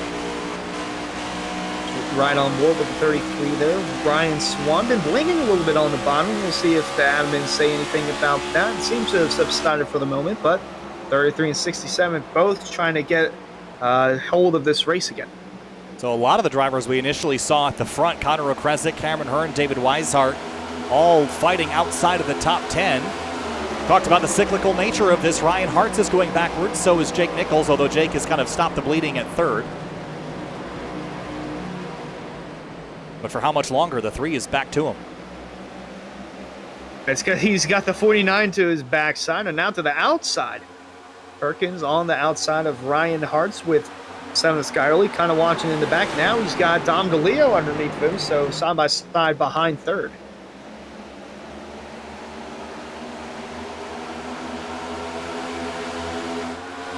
Perkins going to have to run off the corner over Ryan Hartz. We'll see if it carries him into the 4th spot, clear of the 3 in turn 1 and 2. Johnston out front, though, hasn't really stretched the gap like we saw Nichols do in the past. It's still less than 0.2 of a second. Garrett Heath is right behind him. And Nichols is still there. So we're not saying the dominant sprint away that Nichols had when he was in fully clean air. If you can keep the 91 out of it, he might not be able to get back to it. as easily as he drives away. Yeah, it might be a reality check for some of these guys, especially like, say you're Jake Nichols and you've been running up front for the majority of the race, kind of haven't had a feeling of what dirty air is like. So I feel like once he gets accustomed to that, he'll be slowly working his way back up to the front. We're 3 wide here: O'Kresick, Hearn, and Weishart. Oh, that's not going to work very well. 3 wide on the backstretch. 11th, 12th, and 13th place. Weishart going to wisely back out. And watch this battle ahead of him. 2 by 2. A little bit of a slip there for the 67. He's going to get tucked back in line behind O'Kresick. O'Kresick almost inside the top 10. Yeah, this entire group is moving forward. A lot of energy behind these 3. Again, they all started up front. They're all fast. Just circumstances that put them back here. Penalty for the 14. A crash for the 33 and 67.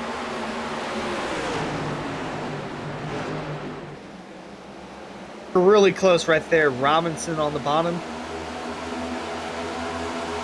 Jacob Bell trying to hold his own. He's going to get a little push here from the 14. Into turn 1, the 77, the 90, or excuse me, the 34, the 14. O'Kresick going to go up the racetrack. That's going to open the door for Hearn to tuck down to the inside, and the 33 will do it as well. That was really dicey stuff, and they're still fanning out 3 abreast. Yeah, Robinson had a big wiggle right in front of these guys, and he's slowly dropping towards the back, trying to get out of the way, prevent that from happening any further.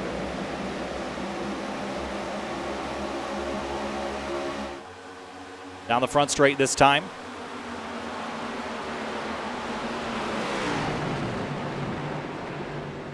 '64 of Robertson on the outside now, and look how close the 67 is to O'Kresick. Right? Quarter panel trying to get a little bit of side draft. Going to get tucked back in, and nearly got into the back of him there. O'Kresick getting on the brakes a little bit earlier than what the 67 anticipated. So Hearn will just go on the outside and try and get the momentum down the front. O'Kresick tucks back in very, very close. Didn't leave more than a couple inches between himself and the 67. Hearn just drove it in. So did the 33 of Weishart, who sails up the racetrack. Robertson cuts under and grabs a spot, or tries to grab a spot back from him, and slips. So Ed Robertson, big slide there coming out of turn 2. Pull it back up on the racetrack, but that was very close to crashed. Dominic DeLeo and Jay Perkins and the 7 of James Scioli. This is a battle now for 5th place.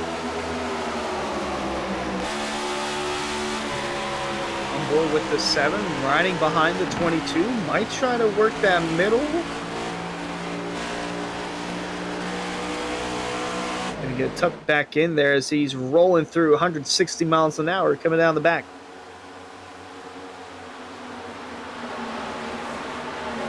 Into turn 3.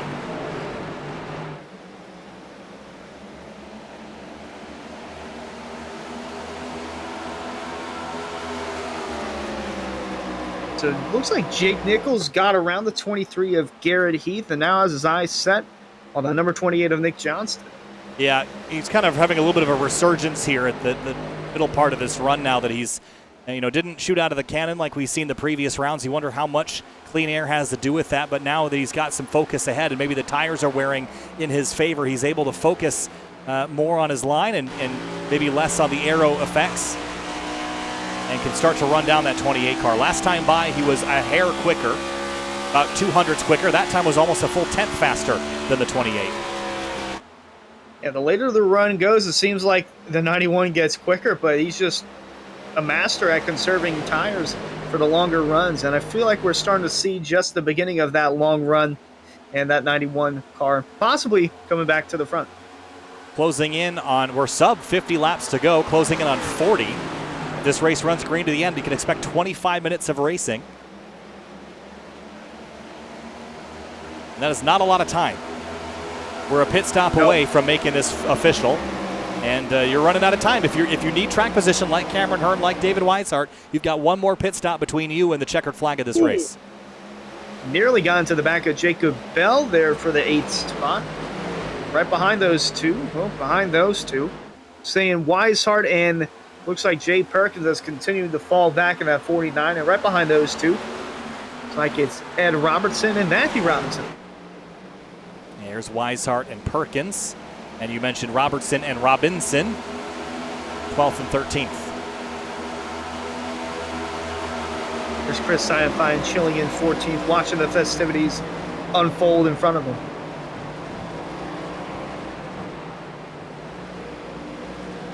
Look at the great run that the 64 got on the bottom that time through. Might not be enough to clear. It will not be. That outside line just gives you so much momentum on the straightaway.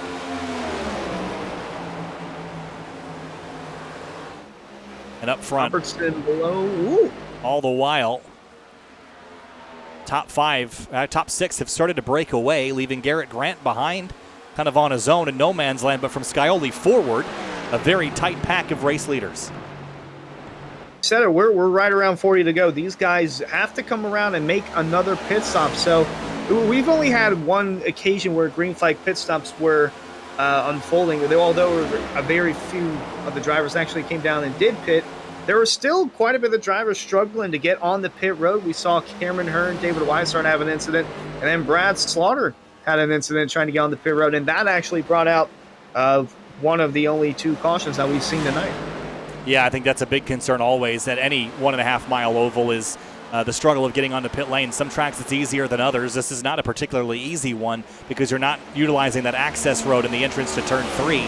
Because of that, you're pulling the car down onto the banking, kind of unsticking the aero. Remember how much aero these cars generate from the under tray, the floor of the car, the diffuser and all the aero tunnels and the splitter. All that stuff contributes to the car making downforce. The second you unstick it over that seam between the apron and the racetrack, you're putting yourself in a big position to spin out. You also don't have nearly as much spoiler as you've had on these cars in the past couple of years. So a lot of the aero grip goes away, relying all on mechanical as the 22 sails it in on the 23 of Garrett Heath, and this is extremely tight for third place.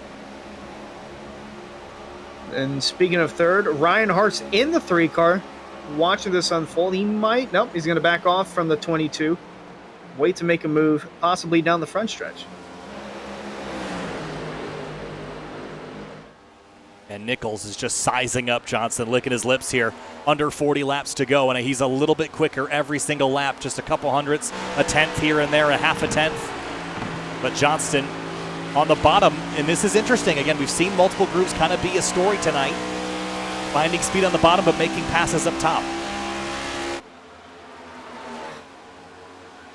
Top 7 all in the picture, but the top 6 all in the playoffs, trying to get that coveted win that'll lock them into the next round. These two in the playoffs trying to get back inside the top 10, and they have done just that. Cameron Hearn and David Weishart both going around. Jacob Bell on the bottom. Bell falls back to 10th. Weishart up to 9th, and Hearn up to 8th. Oh, trouble, almost. DeLeo and Heath making a little bit of contact there. Little hip and shoulder through 1 and 2. Here's a look at it again. 22 pushes up the racetrack just a touch. And a little bit of contact. I don't think there was any damage to speak of there at all. I don't think they even hit hard enough to trade paint. It's a little tap. Little tap here. Now on the front straight, here comes Nichols with a run. And in the back, Garrett Grant nearly got into the outside wall. Myers scraped it, but dodged the turn 4 exit. Oh, Jake Nichols trying to get a run on the outside. He does have that run, but backs off. The 28 holding the lead for the moment, but that 91 car starting to knock on the door for the lead. 28-91, battling as I hear contact behind. Don't see anything. But Connor Okresic, by the way, has slipped off of our timing screen and is out. While all this was going on, Okresic has gone out of the race. Quietly. Don't know if that might have had anything to do with the 14 of Okresic, the contact. He's been off track for about 9 laps, though, so it was a long time ago.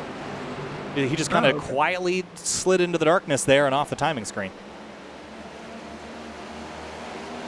Here comes Jake Nichols trying to get a run on the bottom. Oh, Johnson leaving that door open for the 91. for the lead here in the Homestead 210. Door to door, Johnson and Nichols trading paint here at Homestead. Nichols edges ahead, but Johnson is going to have the run. Now look who's in third. Dom DeLeo quickly catching these two. This is exactly what happened at Nashville. Just let the front two go at it door to door, and whatever happened. He just scooted right on by. Could be seeing deja vu from that. Nichols having to keep the car really tight to avoid driving up into the door of Johnston. Lap traffic pulls over, no big deal. And DeLeo, as you mentioned, closing quickly. 3/10 back now, 2/10 back from the two that are fighting for the top spot. Ryan Hart's right behind as well, and that lap traffic was the 88 of Brad Slaughter, moving out of the way, still on the bottom, letting the lead lap cars go.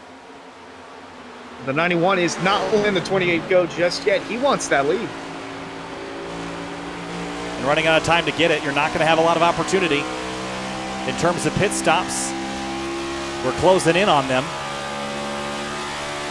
34 laps ago was the last time we saw these cars on pit lane. We're going to have to see them again. When do you come? That's the other question. Have a look at the lap times here. We're off about a second and a half. So undercut, overcut, you be my guest and pick what you think is going to win. But with only 30 laps to go, I don't like the overcut strategy. I'd like to beat everyone else to pit lane by about a lap. Or beat them in general. 91 trying to beat the 28 to the line and lead this lap.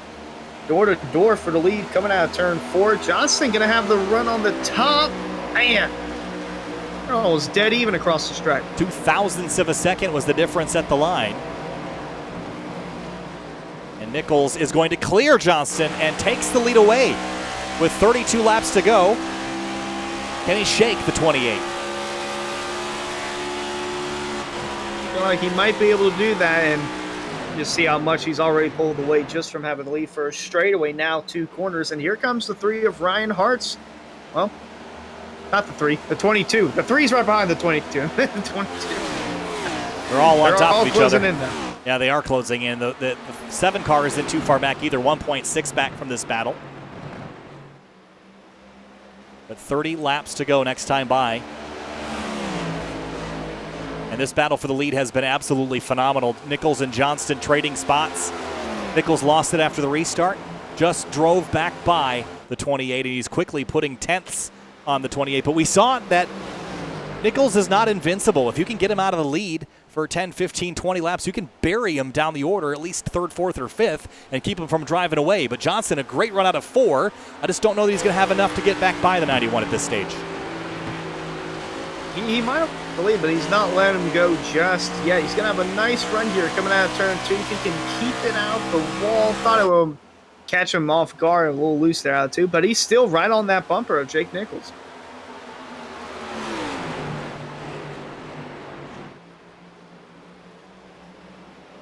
Great run again out of 4. He's kind of waiting and getting back on throttle earlier, jumping out of throttle sooner into turn 3, jumping on it earlier, and carrying the momentum all the way down the straightaway. But it's just not enough. Nichols is just better on corner entry specifically. Here it's kind of even through the middle, maybe a bit of a gain for the 28.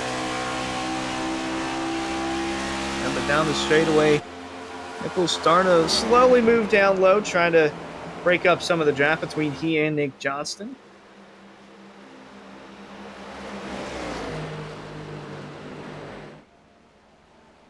On the back stretch, or the front stretch again, I should say. Garrett Grant hits pit lane. No, he crashes out of turn 4. I thought he was coming down to pit road. He was not. He's turned around backwards on the front stretch. And for now, I was going to say we were going to stay green, but there flies the caution, the 3rd of the night. And that answers the question on when to pit for literally everybody and sets us up for a late race restart. Let's go back a little further and see how this formulated. He was right in front of Matthew Robinson in the 34. Just gets loose. And then might have, I don't know if he had a little bit of help there that second time around, but he was definitely loose coming out of the corner. Yeah, he's going to get some, he had some help for sure. But he's already out of the throttle just trying to save it. So Garrett Grant goes around, brings out our 3rd caution of the night. And again, that simplifies the entire pitting process for everybody. And That means that we can just race straight to the end without any of the strategy sort of affecting the outcome here. Some might like that strategy, but I really like just straight up head-to-head racing here at the end. Well, one of the drivers, David Weissert, is a big advocate for fuel mileage racing, and when I say that, I'm sarcastic. He's the only driver that I've known that hates fuel mileage racing. Why? I'm not too sure, but everyone else likes fuel strategy, but David Weissert. But fortunately for him, don't have to get into that. Everyone should be good to go from here to the checkered flag. Well, you had your question. Oh, Seinfeld stayed out. Well, that was going to be my next question was, does anybody try a different strategy here? 45 stays out. And he's one of those drivers that's not locked into the play, or not in the playoffs, not locked in. He had a shot last week at Talladega, couldn't quite do it.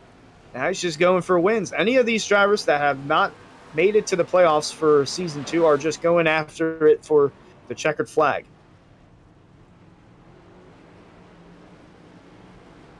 So will we see any changes on pit lane, any strategies here? It looks like, for the most part, everybody 4 tires and fuel. I don't think anybody tried 2 or none. Everyone wants those 4 Mr. Feelgoods here for the very end. I can't blame them. I think I'd want to have the best opportunity I can. But Seidenfein couldn't make it to the end from here, could he? He might come down pit road because it is a bonus point if you do lead a lap. So he might have just stayed out to lead a lap, and he might come down this time by. I'll be surprised if he doesn't come down, because then they'll put him as the leader, and he'll be restarting on older tires and could have some wheel spin. Yeah, I think probably what he's going to plan on doing here. That's going to be interesting. He's going to restart. Oh, well, maybe hoping for a little bit of chaos.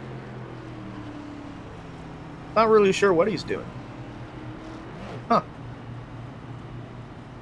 Well, that's interesting. Got 25 laps to go now in tonight's Homestead 210 for playoff race number 1 of the Elite Entertainment Cup Series, powered by Butt Kicker and presented by CNC Logging.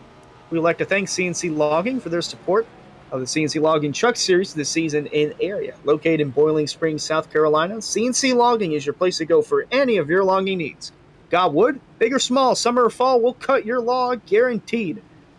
CNC Logging. The last time I checked, it is still summer, so you can still get your logs cut by CNC Logging. We're inside of 25 to go. Kyle Heyer, Hunter Sleppy in the booth for tonight's postseason for the Elite Entertainment Cup Series, powered by Butt Kicker. Race 1 of 5. Been a very interesting one, to say the very least. We've had quite a bit of contact, quite a bit of cars spinning and crashing, but only 3 cautions. Yeah, 3 cautions for 10 laps, 5 different leaders, 6 lead changes amongst those leaders. 25 laps left to go. We'll have 23 laps left at the restart. But it has been a very frantic race all through the field, very solid racing all through the field. Only a couple of incidents, mostly single car. And as you look ahead to the schedule, the Roval is always a tough race in terms of attrition, but then you head over to Martinsville next after that. That's another challenging race. Then Michigan and Las Vegas to finish things out.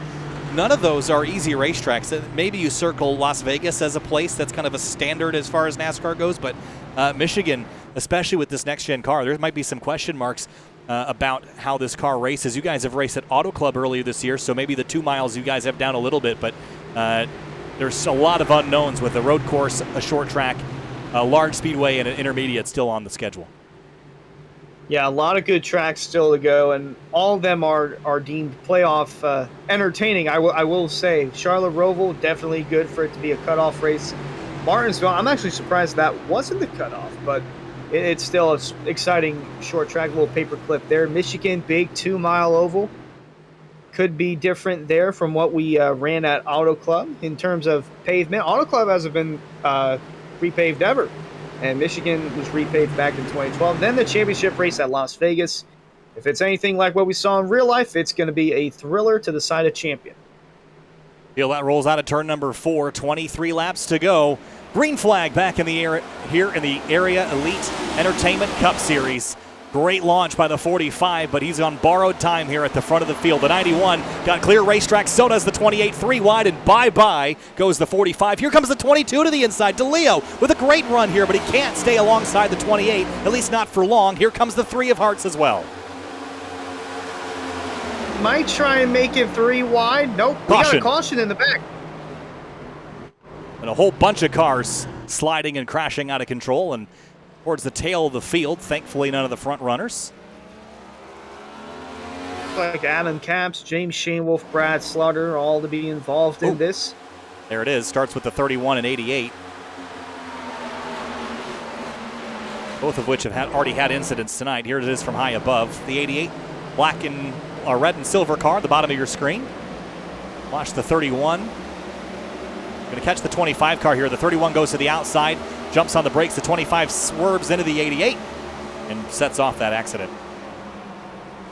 He got loose there and just got into the 88, which is what triggered this 4th caution now to come out.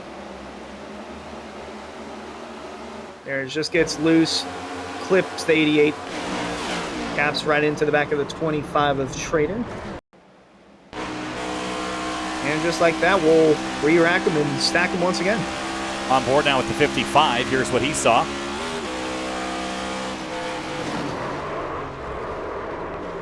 Just cannot get slowed up in time, and well, we'll see how this goes. Definitely can confirm that the 45 of Signifying will come down pit road and get some fresh Goodyear rubber on and a full can of fuel to go to the finish here. 20 laps left. Tonight's Homestead 210. So you only have a couple sets of tires, and the reason why the 45 stayed out was so that he could save that final set of tires that everyone else has already utilized. Now that the caution has come out, the 45 is not going to hit pit lane. He might wait this out a little longer, but everyone else is kind of, they're between a rock and a hard place now. If another caution comes out in another couple of laps where those tires are burned off, the 45 will have the opportunity to come get a fresh set, but that is a very specific circumstance.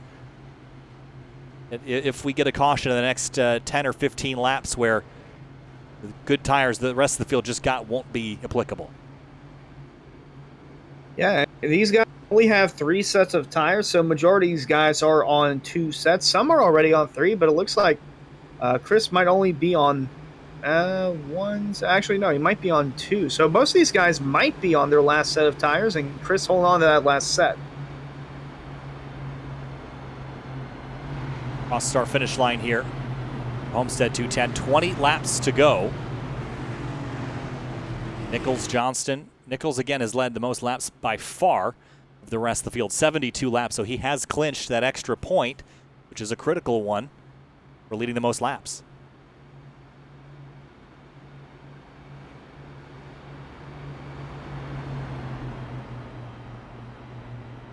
But big points come on the last lap. They don't give those to you until the checkered flag flies, and Johnson might be sizing up Nichols for this restart. The trouble is, Hunter, with this next-gen car and the power level that's here, restarts are pretty challenging. You kind of just put your foot to the floor and get through the sequential gearbox, and that's essentially all you got. You know, gone are the days of significant wheel spin in the 900 horsepower cars we had a couple years ago. And that makes restarts a little trickier. If you don't get that jump immediately when Jake Nichols fires off, the chance of you out-driving him into turn 1 is pretty low. You have to find your pace later in the lap somewhere else.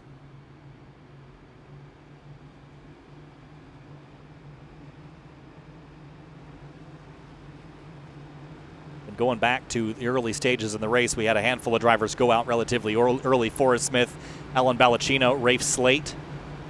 Adam Capps was out early, but stayed on track after getting back out there and was involved in that most recent collision, but gained 4 spots. It was the first casualty of the day, but is now up in 24th rather than 28th. So he has recovered well enough to get a top 25 out of this at the very least.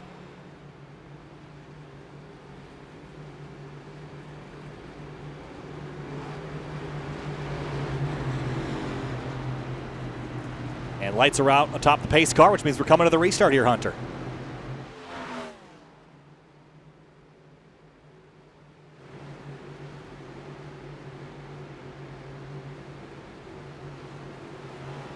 So side by side, doubled up. 91, 28, 22, 3. All side by side. There'll be approximately 11 minutes of racing remaining once we take the green flag. We've had a total of 4 caution flags now for a total of 14 laps. We've had 5 leaders, 7 lead changes. Will those numbers change, or will they stay the same for the last 18 laps of this one?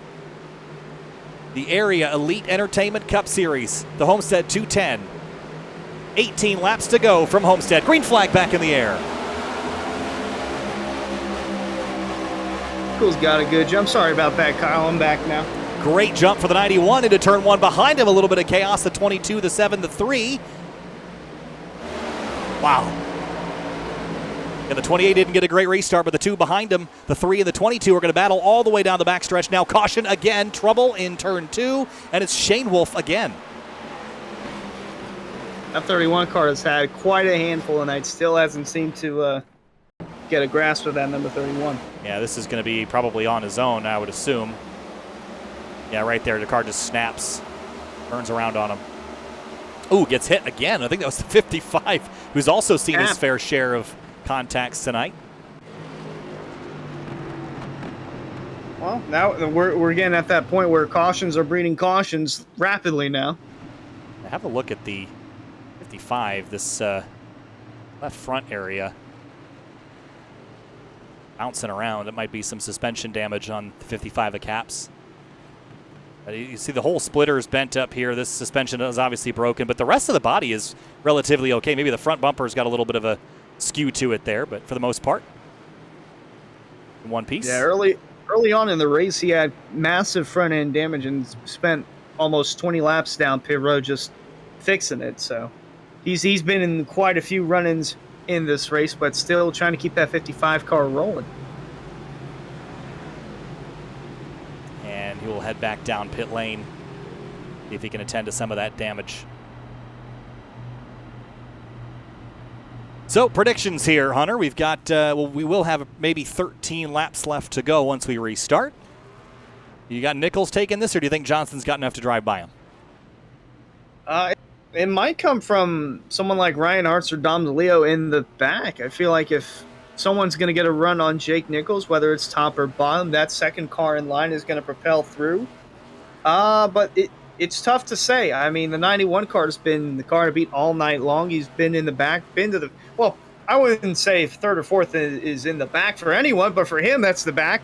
And he's kind of driven back into the leading position. And he might have it, but it all depends on how they go on the restart.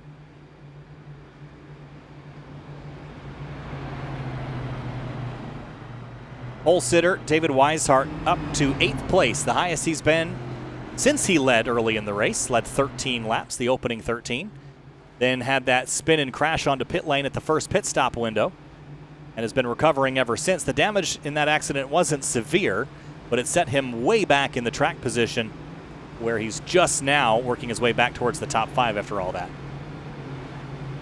Yeah, and he entered the race second in the points. Was 30 points behind Jake Nichols, but he's had a roller coaster of a race from all the way up front in the pole position, down in the bottom.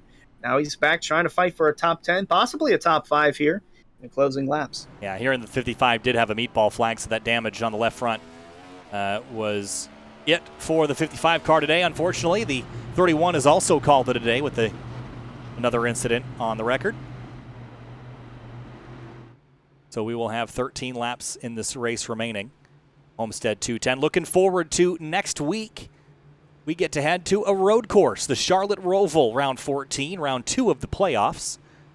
And every time we go to the Roval, Hunter, my experience is that is an attrition race every single time. What might help now is that these cars, this next-gen car is a little bit more suited than the previous generation Cup car. But that still doesn't make the curbs and the walls any less evil out there. It's an unforgiving place. No, absolutely. And we already had a road course race earlier in the year at COTA, and that proved to be a tough and demanding one. That, too, was also won by Jake Nichols. So who knows? Nichols could go 2 for 2 on road courses. And as you mentioned, we're going to the Charlotte Roval. Haven't been to it in area in the 2 seasons that we've run it until mentioned, next Monday, where all 3 series will be going, but starting with the Lead Entertainment Cup Series for their round 12 cutoff. The field is double filed, so we will be going green this time by with 13 to go when they cross the stripe. Looks like Nichols is going to restart on the bottom. Nick Johnson on the outside. And right behind those two, Ryan Hartz and Dom DeLeo. I feel like any one of those two could power by the 91 here in the closing laps. Yeah, again, it's all going to come down to this restart, I feel. If we have another caution, which is possible, I think it's anyone's race. I do think on this restart, though, if we go green, then you have to nail this. And Johnson has got 2 choices. Either he can lay back here a little bit, let Jake Nichols get out front a bit, and then reel him back in and blow by him with a bit of a draft, or he can just try to beat him to the throttle, but that's a really difficult task. I'm not sure how likely that is. Nichols has been on it tonight. So Johnson's best opportunity here is just to get a good jump and roll with the punches here. Out of turn 4, the Area Elite Entertainment Cup Series, the Homestead 210, the final 13 laps. After our 5th caution of the night, green flag back in the air, 13 to go. And Johnston did not get the jump that he needed. Jake Nichols did. He's going to come up and block that top lane. The 28 going to get down low, cut off the 3 for 2nd. Don DeLeo up the track. Here comes James Skyoli in the 7.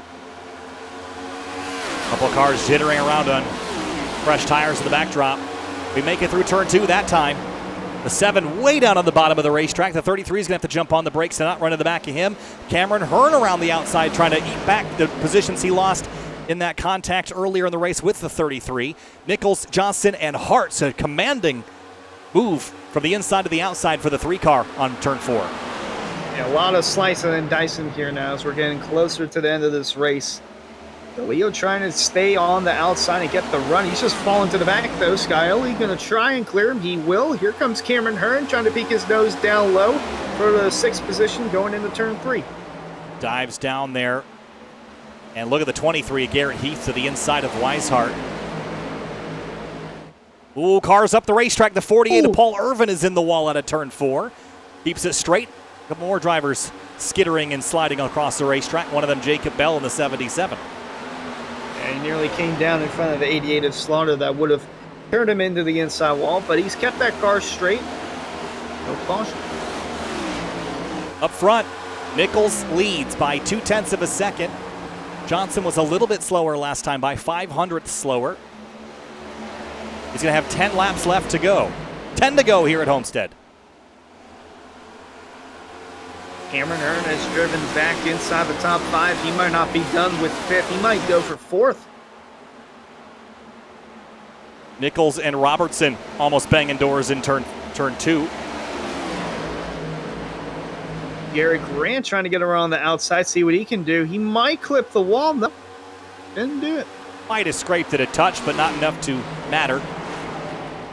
Nichols gains another 10th.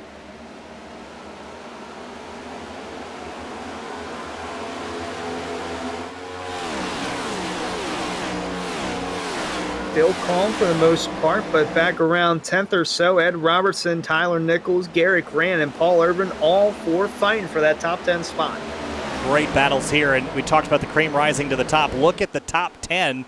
9 of the top 10 are playoff competitors. Jay Perkins is the only driver not running for a championship that is in the top 10 right now. He's watching this battle unfold right behind him, not having to worry about a car on his bumper. Oh, really close there. A little bit of bump draft here from Paul Irvin, making it 3 wide going into turn 1. Oh, is that going to stick, though, to the inside of the 79? It does. And he'll grab the spot away from Tyler Nichols. Those are valuable spots that the 79 needs if he wants to move on to the next round of the playoffs. Up front, 2.5 of a second. And look at the battle for 3rd. Hart's under fire from 2 blue and purple cars behind him. Here comes Hearn to the inside. What a great recovery for the 67 late in this race. Trying to take that spot away. He's going to have Skyoli all over his bumper, trying to get a run coming out of turn 2. Hearn's going to clear the 3, but the 7 not done yet. Going to try and get himself around the 3 as well. All the while, Johnson just took a 10th out of Jake Nichols' lead last time by. Does he have enough to run down the driver that's led the most laps by a big margin today, Jake Nichols?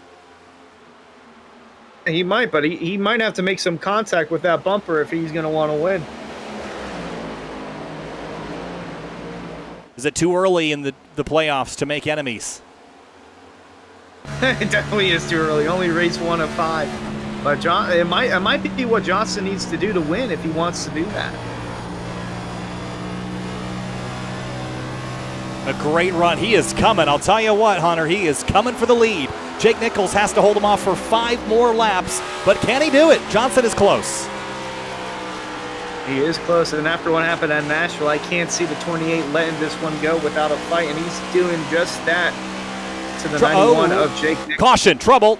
Tyler Nichols turned around, and he's took a couple people with him. Gary Lewis is the other.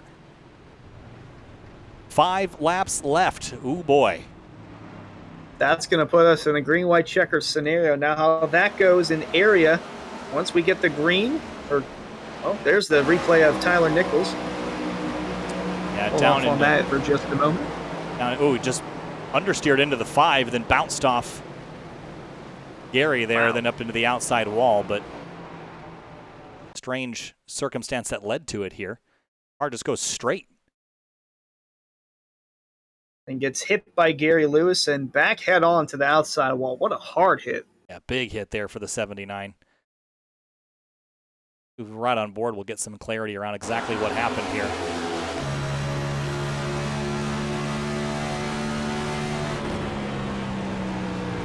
It just didn't turn. He just turned in and it didn't go with him. Oh, man.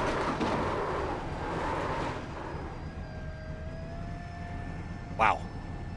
And that is not what he needed to see, because now that will definitely put himself in a pickle for next week's race at Charlotte Roval for the cutoff. So we had about 3 cautions for the first 120 laps and an additional handful for most recent 20. Here's a look at our race recap so far. 6 cautions total now for 20 of our 137 completed laps. 5 lead or 7 lead changes. Those stats have not changed. The last person that wanted to see that caution was Nicholas Johnson. He was coming. He had the pace.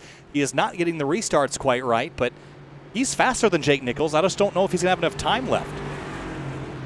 Yeah, it like you said, it's going to come down to that restart. And the most recent one, he did not get a good launch. But if that inside line can go in tune with the 91, look out for Cameron Earn. He's driven up to 3rd, and if that inside line can go on the restart, he might give the 91 a run for his money. Well, free pass goes to the number 88, a Brad Slaughter Jr., who has had quite the night. Yep, he'll take what he can get at this point, and being back on the lead lap, he'll have the opportunity at move it up a few more positions, and that could mean being 7th after the Charlotte Roval or being 9th after the Charlotte Roval. So with this lap, you're going to get an overtime situation. Yep. Just an area. Go ahead. I was going to say, in area we only get 1 attempt at a green-white checker. So if they wreck with 2 to go after the green-white checker has started and the caution comes out, the race ends right there. But if they make it back to the white, it's an official race and no yellow will come out. Yeah, correction. It's going to be 2 extra laps here.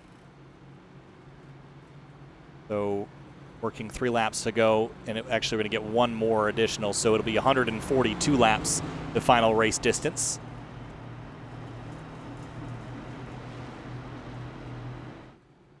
And I'll tell you what, the 67 car, what a night he has had. Started up front in 2nd spot, then on the pit stop cycle, got hit by the 33, spinning onto pit lane. He gets buried in traffic for most of the day, claws his way forward, late race restarts, charges up into the top 5. He sits 3rd now for this final restart. And what a place to be. Back where he started after all of that. Just looking at the stats, you would think his night wasn't very eventful. He was up front all night, but we know that wasn't the case. Quite a busy evening for Cameron Hearn. That was definitely not the case. And I believe I mentioned it earlier in the race, or it might have been the pre-race. Cameron Hearn is fast. He has race-winning speed, but something always seems to happen to him. And we saw that happen, that pit road incident between him and David Weishart. But he's managed to make a comeback inside the top 5 and is now putting himself in a position to possibly win and move on to the next round of the playoffs. The 1 to green, lights are off, top the pace car. And we have 21 drivers on the lead lap, 22 of them on the racetrack. Brad Slaughter Jr. still 1 lap down after all that. And Gary Lewis has just put in the Twitch chat, sad face on that, finally working up and then nowhere to go. Yeah. Unfortunate set of circumstances there for Gary Lewis. It's just how it is some days, unfortunately. So Nichols, Johnston, Hearn, Hartz, Scioli, the 5 drivers that are really in contention for this. But it all, again, coming back to the restart, Nichols has not missed one yet. He has been rock solid. And Johnson has been the one trying to chase him. Yeah, it's all about timing here. If that 28 can time it up right with the 91, it's going to be a dogfight between those two.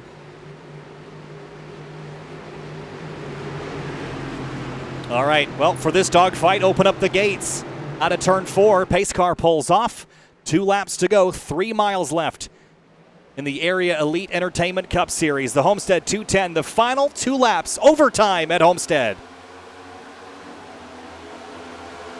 Better restart for the 28 that time by, but the 91 of Nichols still about a car length in front of that number 28. Door to door for third as they come off turn 2 and down the back. Defensive from Nichols. Third place under fire. Hartz and Hearn battling for it. Hartz trying to steal it away. Johnson not close enough to make a move here.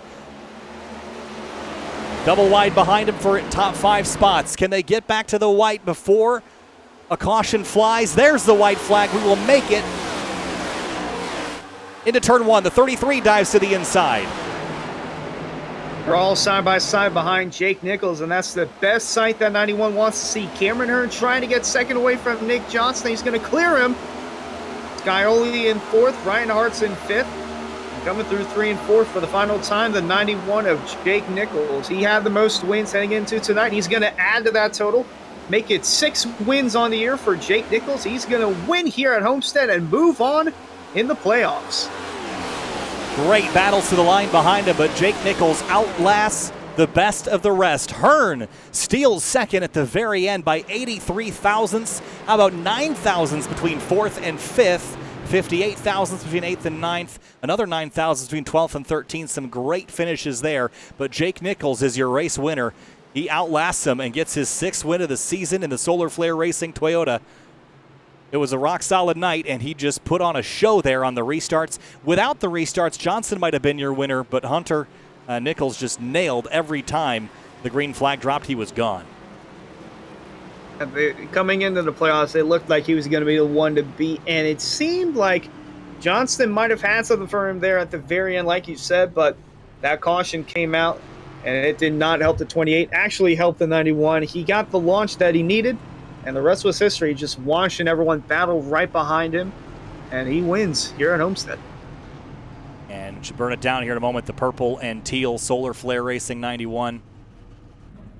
Sitting on the front straightaway, waiting to celebrate. There he goes. Waiting for the right time to do it. Now we'll go into the Charlotte Roval with a little less pressure on his back. I'll say, after a run like that, I'm not even sure if he lost the race that he would be feeling a lot of pressure. He's just got the pace. Here's a look at your race results. Jake Nichols gets it done. Cameron Hearn, Johnston, Scioli, Hartz, Weishart. How about the 33 rebounding for a 6th place run? That's not a bad night after the incident that he had. No, not at all. And him and Cameron Hearn, both in that incident, both rallying for a top 5 and a top 10. Then Garrett Heath, Dom DeLeo, Jay Perkins, and then Robertson rounding out the top 10. And looking down the rest of the page here, how about outside of the top 10? There's a lonely playoff competitor, Jordan Martin, 14th. All the rest, though, regular season competitors, no playoff contention. Paul Irvin, he dodged bullets left, right, center, diagonal, upside down tonight. Finishes 11th. Robinson, 12th. Garrett Grant, Ryan Swan, Jacob Bell, up and down, but settled in 16th. And Chris Seidenfeiden with that late race call. I didn't think that was the right one. Wasn't quite right, I don't think. Ended up 18th after all that. No, I thought he would stay out and just lead the lap and come down and pit, but ultimately that did not happen. So 18th place finish there for the 45 with Drew Trader and Gary Lewis rounding out the top 20. And looking down the rest of the field here, Tyler Nichols, not a great night neither for Brad Slaughter Jr. Both those drivers out. Shane Wolf, Caps, and Okrezek, a night to forget, though. Yeah, all three of those. Shane Wolf and Caps didn't have quite the handling of the car. Connor Okrezek had the speed. Still not sure what happened to that number 14. There's the rest of the finishing order: Forrest Smith, Alan Balancino, and Rafe Sleet. Well, after all that, points changed. Jake Nichols after Homestead, leading by 38 over David Weishart. Scioli 46 back. Dominic DeLeo 47 back from the leader, but notably Jordan Martin up 1 to 10th. Tyler Nichols down 5. Brad Slaughter down 2. Those are the drivers that are in trouble. Yeah, they put themselves in a pickle here after Homestead, and it's probably going to be a must-win for, I'd say, Tyler Nichols. Brad Slaughter might be able to point his way in, but it's going to be tough for both those guys if they want to move on. Well, in just a moment, we're going to talk to a couple of our podium finishers here. We're going to talk to Nick Johnston, Jake Nichols, and Cameron Hearn in just a moment. But some really solid racing all around before we get into that, Hunter. Some very competitive racing, and not a lot of drivers leaning on each other. Most of the incidents were self-inflicted. I think we'll see a lot more of that next week at the Roval, too. We don't see a lot of multi-car incidents there, just a lot of drivers making their own mistakes. Yeah, it was quite a handful for these guys, especially in the early stages. We had about 7 incidents before our first caution came out. Even getting on the pit road was a struggle. It happened everywhere. Turn 1, 2, 3, 4, pit road. It was a handful for these guys, but nonetheless, it was still entertaining to see all the close racing and side-by-side action. Well, let's talk to our third-place finisher, Nick Johnston, in the number 28 Infinite car. Nick, third place tonight. Had a shot at the win there, but the caution came out, kind of prevented you from using that run. If you had green to the end, do you think you could have gotten by that number 91?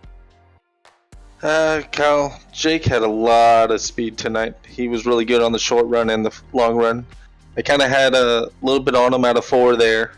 I seemed to get better runs off, and I think I could at least try to get to the inside and see if I could have held him 1 and 2, but he was really strong. It would have been really hard to beat him. I was kind of hoping we were going to go green to the end there because I felt like I was really saving my stuff well in that long green flag run.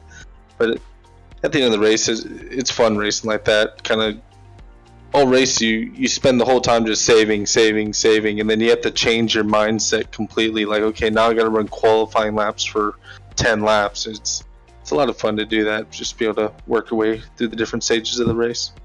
Well, looking forward to the Roval next week, Nick. That's probably one that a lot of drivers are not looking forward to. How do you feel about the road course there, and do you feel like you can walk away with a win at that one? I feel a lot better turning right in these things than I do left, so definitely looking to capitalize on a little different change of pace, different type of circuit. Hopefully we just come out there with a solid finish. I know consistency is going to be what counts a lot in these playoffs to get to the end. I just want to be going to the final race of the season with a chance at it. Hey, well, Nick, congratulations. A top 5 run, a third place tonight. Certainly not a bad start to your playoffs. Congratulations, and we'll see you next week. Hey, thank you very much, and thanks SimTV for coming on and broadcasting these guys. You guys have done leagues I've done in the past, and you do a great job. And so thank you guys very much. I also like to thank my team, Team Infinite, and Overkill Labs for their support. We'll see you guys next time. All right, thanks so much, Nick. We'll see you later. Moving on now to second-place finisher Cameron Hearn. If you just looked at the starting position and finishing position for Cameron Hearn, you would think that not much happened tonight, Cameron, but that's clearly not the case. A very, very busy night for you after that collision with the 33 on pit lane. You managed to rebound with a very late race charge. Take us through your night out the windshield. That had to be entertaining. Yeah, it was entertaining. I burnt myself up early, chasing David early in the first run. Wanted to pit a little early, gain some track position, trying to gap the field. David lost it, and all I saw was smoke. And I went to the one spot I didn't see smoke, and I think he let the car creep a little bit. Had a minute and a half of damage, and in the old cars before we got the next gen, my race had been over with. But I had 2 cautions. Luckily, got the damage fixed. And honestly, it tightened it up, and I was fighting a loose off condition, and I lost that. And I was actually tight, which was easy to manage. Just back up the corners, get on it coming off. And I actually thought I had a shot at the lead. The but coming home second after everything that's happened to start off the playoffs is a huge success, because on lap 35 or 40, whenever I was in the pits, I was like, yep, here it goes. Race is over. A fourth of the way through it, but didn't give up. Had some things fall our way to get the damage fixed, but fought hard. Great start to the playoffs. I just want to chime in real quick. Cameron, I gave Kyle a brief rundown about you. Said you've always got race winning speed, but something always seems to go wrong, and thought that it ended there with that pit incident. But nonetheless, you still rallied through and got a solid second place finish. Yeah, it was tough. It was. The racing tonight, I don't know how it looked on the broadcast, but it was from first to 20th. There was action-packed. There was guys getting sideways. The car was a handful. I'm surprised there weren't more cautions than what we had. But I appreciate you guys on the broadcast. I already got text saying how good it looks. So I really appreciate that. Thanks, Cameron, and it certainly was fun to watch you drive through the field. Best luck to you next week at the Roval. That's a tough one for sure. I need to do some practice laps. I don't practice too much, but definitely there it's going to show up if you don't practice. So I'll be doing some practice laps. Hopefully, points race, come home top 5, top 10. That'd be a victory in my book. All right, Cameron. Hey, congratulations. We'll see you next week. I appreciate it. Thank you, guys. Moving on now to race winner Jake Nichols. Led the most laps and was fighting off Nicholas Johnson in the late stages. Jake, you were nailing the restarts, and that ended up helping you out in the end. A late race restart a handful of times. Once the green flag flew, you never looked back on that final one. Take us through your night and the battles you had up front. Yeah, car drove pretty good. It was very even. If you drove it wrong, you'd be a little free. If you drove it the other way, obviously, you'd be a little too tight. So it's kind of just a balance game. And early on in that race, I just was so focused on saving tires. I saw everyone just going to the very bottom of the track, and I was kind of surprised by that. For the most part here, it's always been the first seam, so laying up was always really good, and so I stuck to it for the most part, stayed there, just backed up corners a lot, and I felt like early on I could tell I was going to be really fast long run in that first run, just because everyone was driving really hard, which surprised me a little bit. But once we got going, we just set sail, got to like a 5-second lead. I wish it stayed green there though, because I think we would have just left everybody 1 by 10 seconds and that would have been it. But those cautions surely made it interesting, because we got more and more grip as we went on the night there, and the car still drove good. Nicholas Johnson almost could have had me there if we stayed green with like 5 laps to go there. He found a perfect line that he could just get through the corners really good and have a good run off, and I was doing my best to hold him off, and it would have been close. It would have been a good battle for sure, but thankfully everything went our way and we led the most laps and got the win. Jake, a fantastic night, a dominant night for sure, and after all that, 142 laps, 2 extra. Your official lap lead number was 94, so certainly a very strong evening. The Roval next week, though, and then Martinsville after that, but you got to feel very, very good about the position you're in. You've pretty much put those other races behind you already with this win, so congratulations, and I guess you can rest easy the next couple of weeks, so it'll be tough for everyone else. All right, thank you. All right, and Hunter, that's going to do it for our top 3 finishers this evening. Some great racing, as Cameron alluded to, just all around fantastic action. The Cup car has been kind of hit or miss at some places, but it really has found its own at these intermediate tracks, and it is a great way to start off our playoff season. But the Roval next week, road racing, that's next on the list.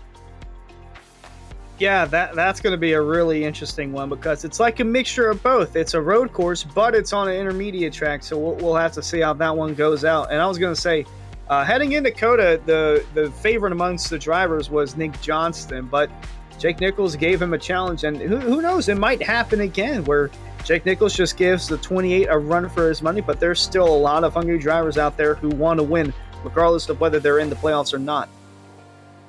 Well, with that on the horizon, more racing this week. Tomorrow be the Truck Series, Hunter. So tell me a little bit about that, what we're going to expect tomorrow evening. The CNC Logging Truck Series, that's arguably the best racing in area, the trucks. It always seems to put on a good show. Solid 2-wide action. You're going to see some guys in that race that you saw from tonight, like Paul Irvin, Cameron Hearn, Brad Slaughter, the defending truck champion.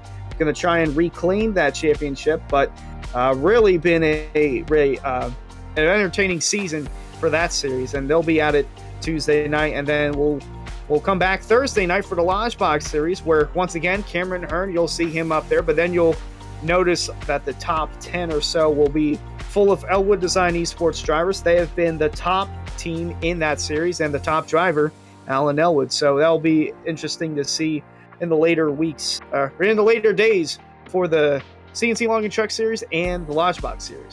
That's coming up tomorrow and Thursday. We'll see you there. Kyle Heyer and Hunter Sleppy with you for the Area Elite Entertainment Cup Series. Out with round 1. We'll see you with round 2 next Monday from the Charlotte Roval. We'll see you there.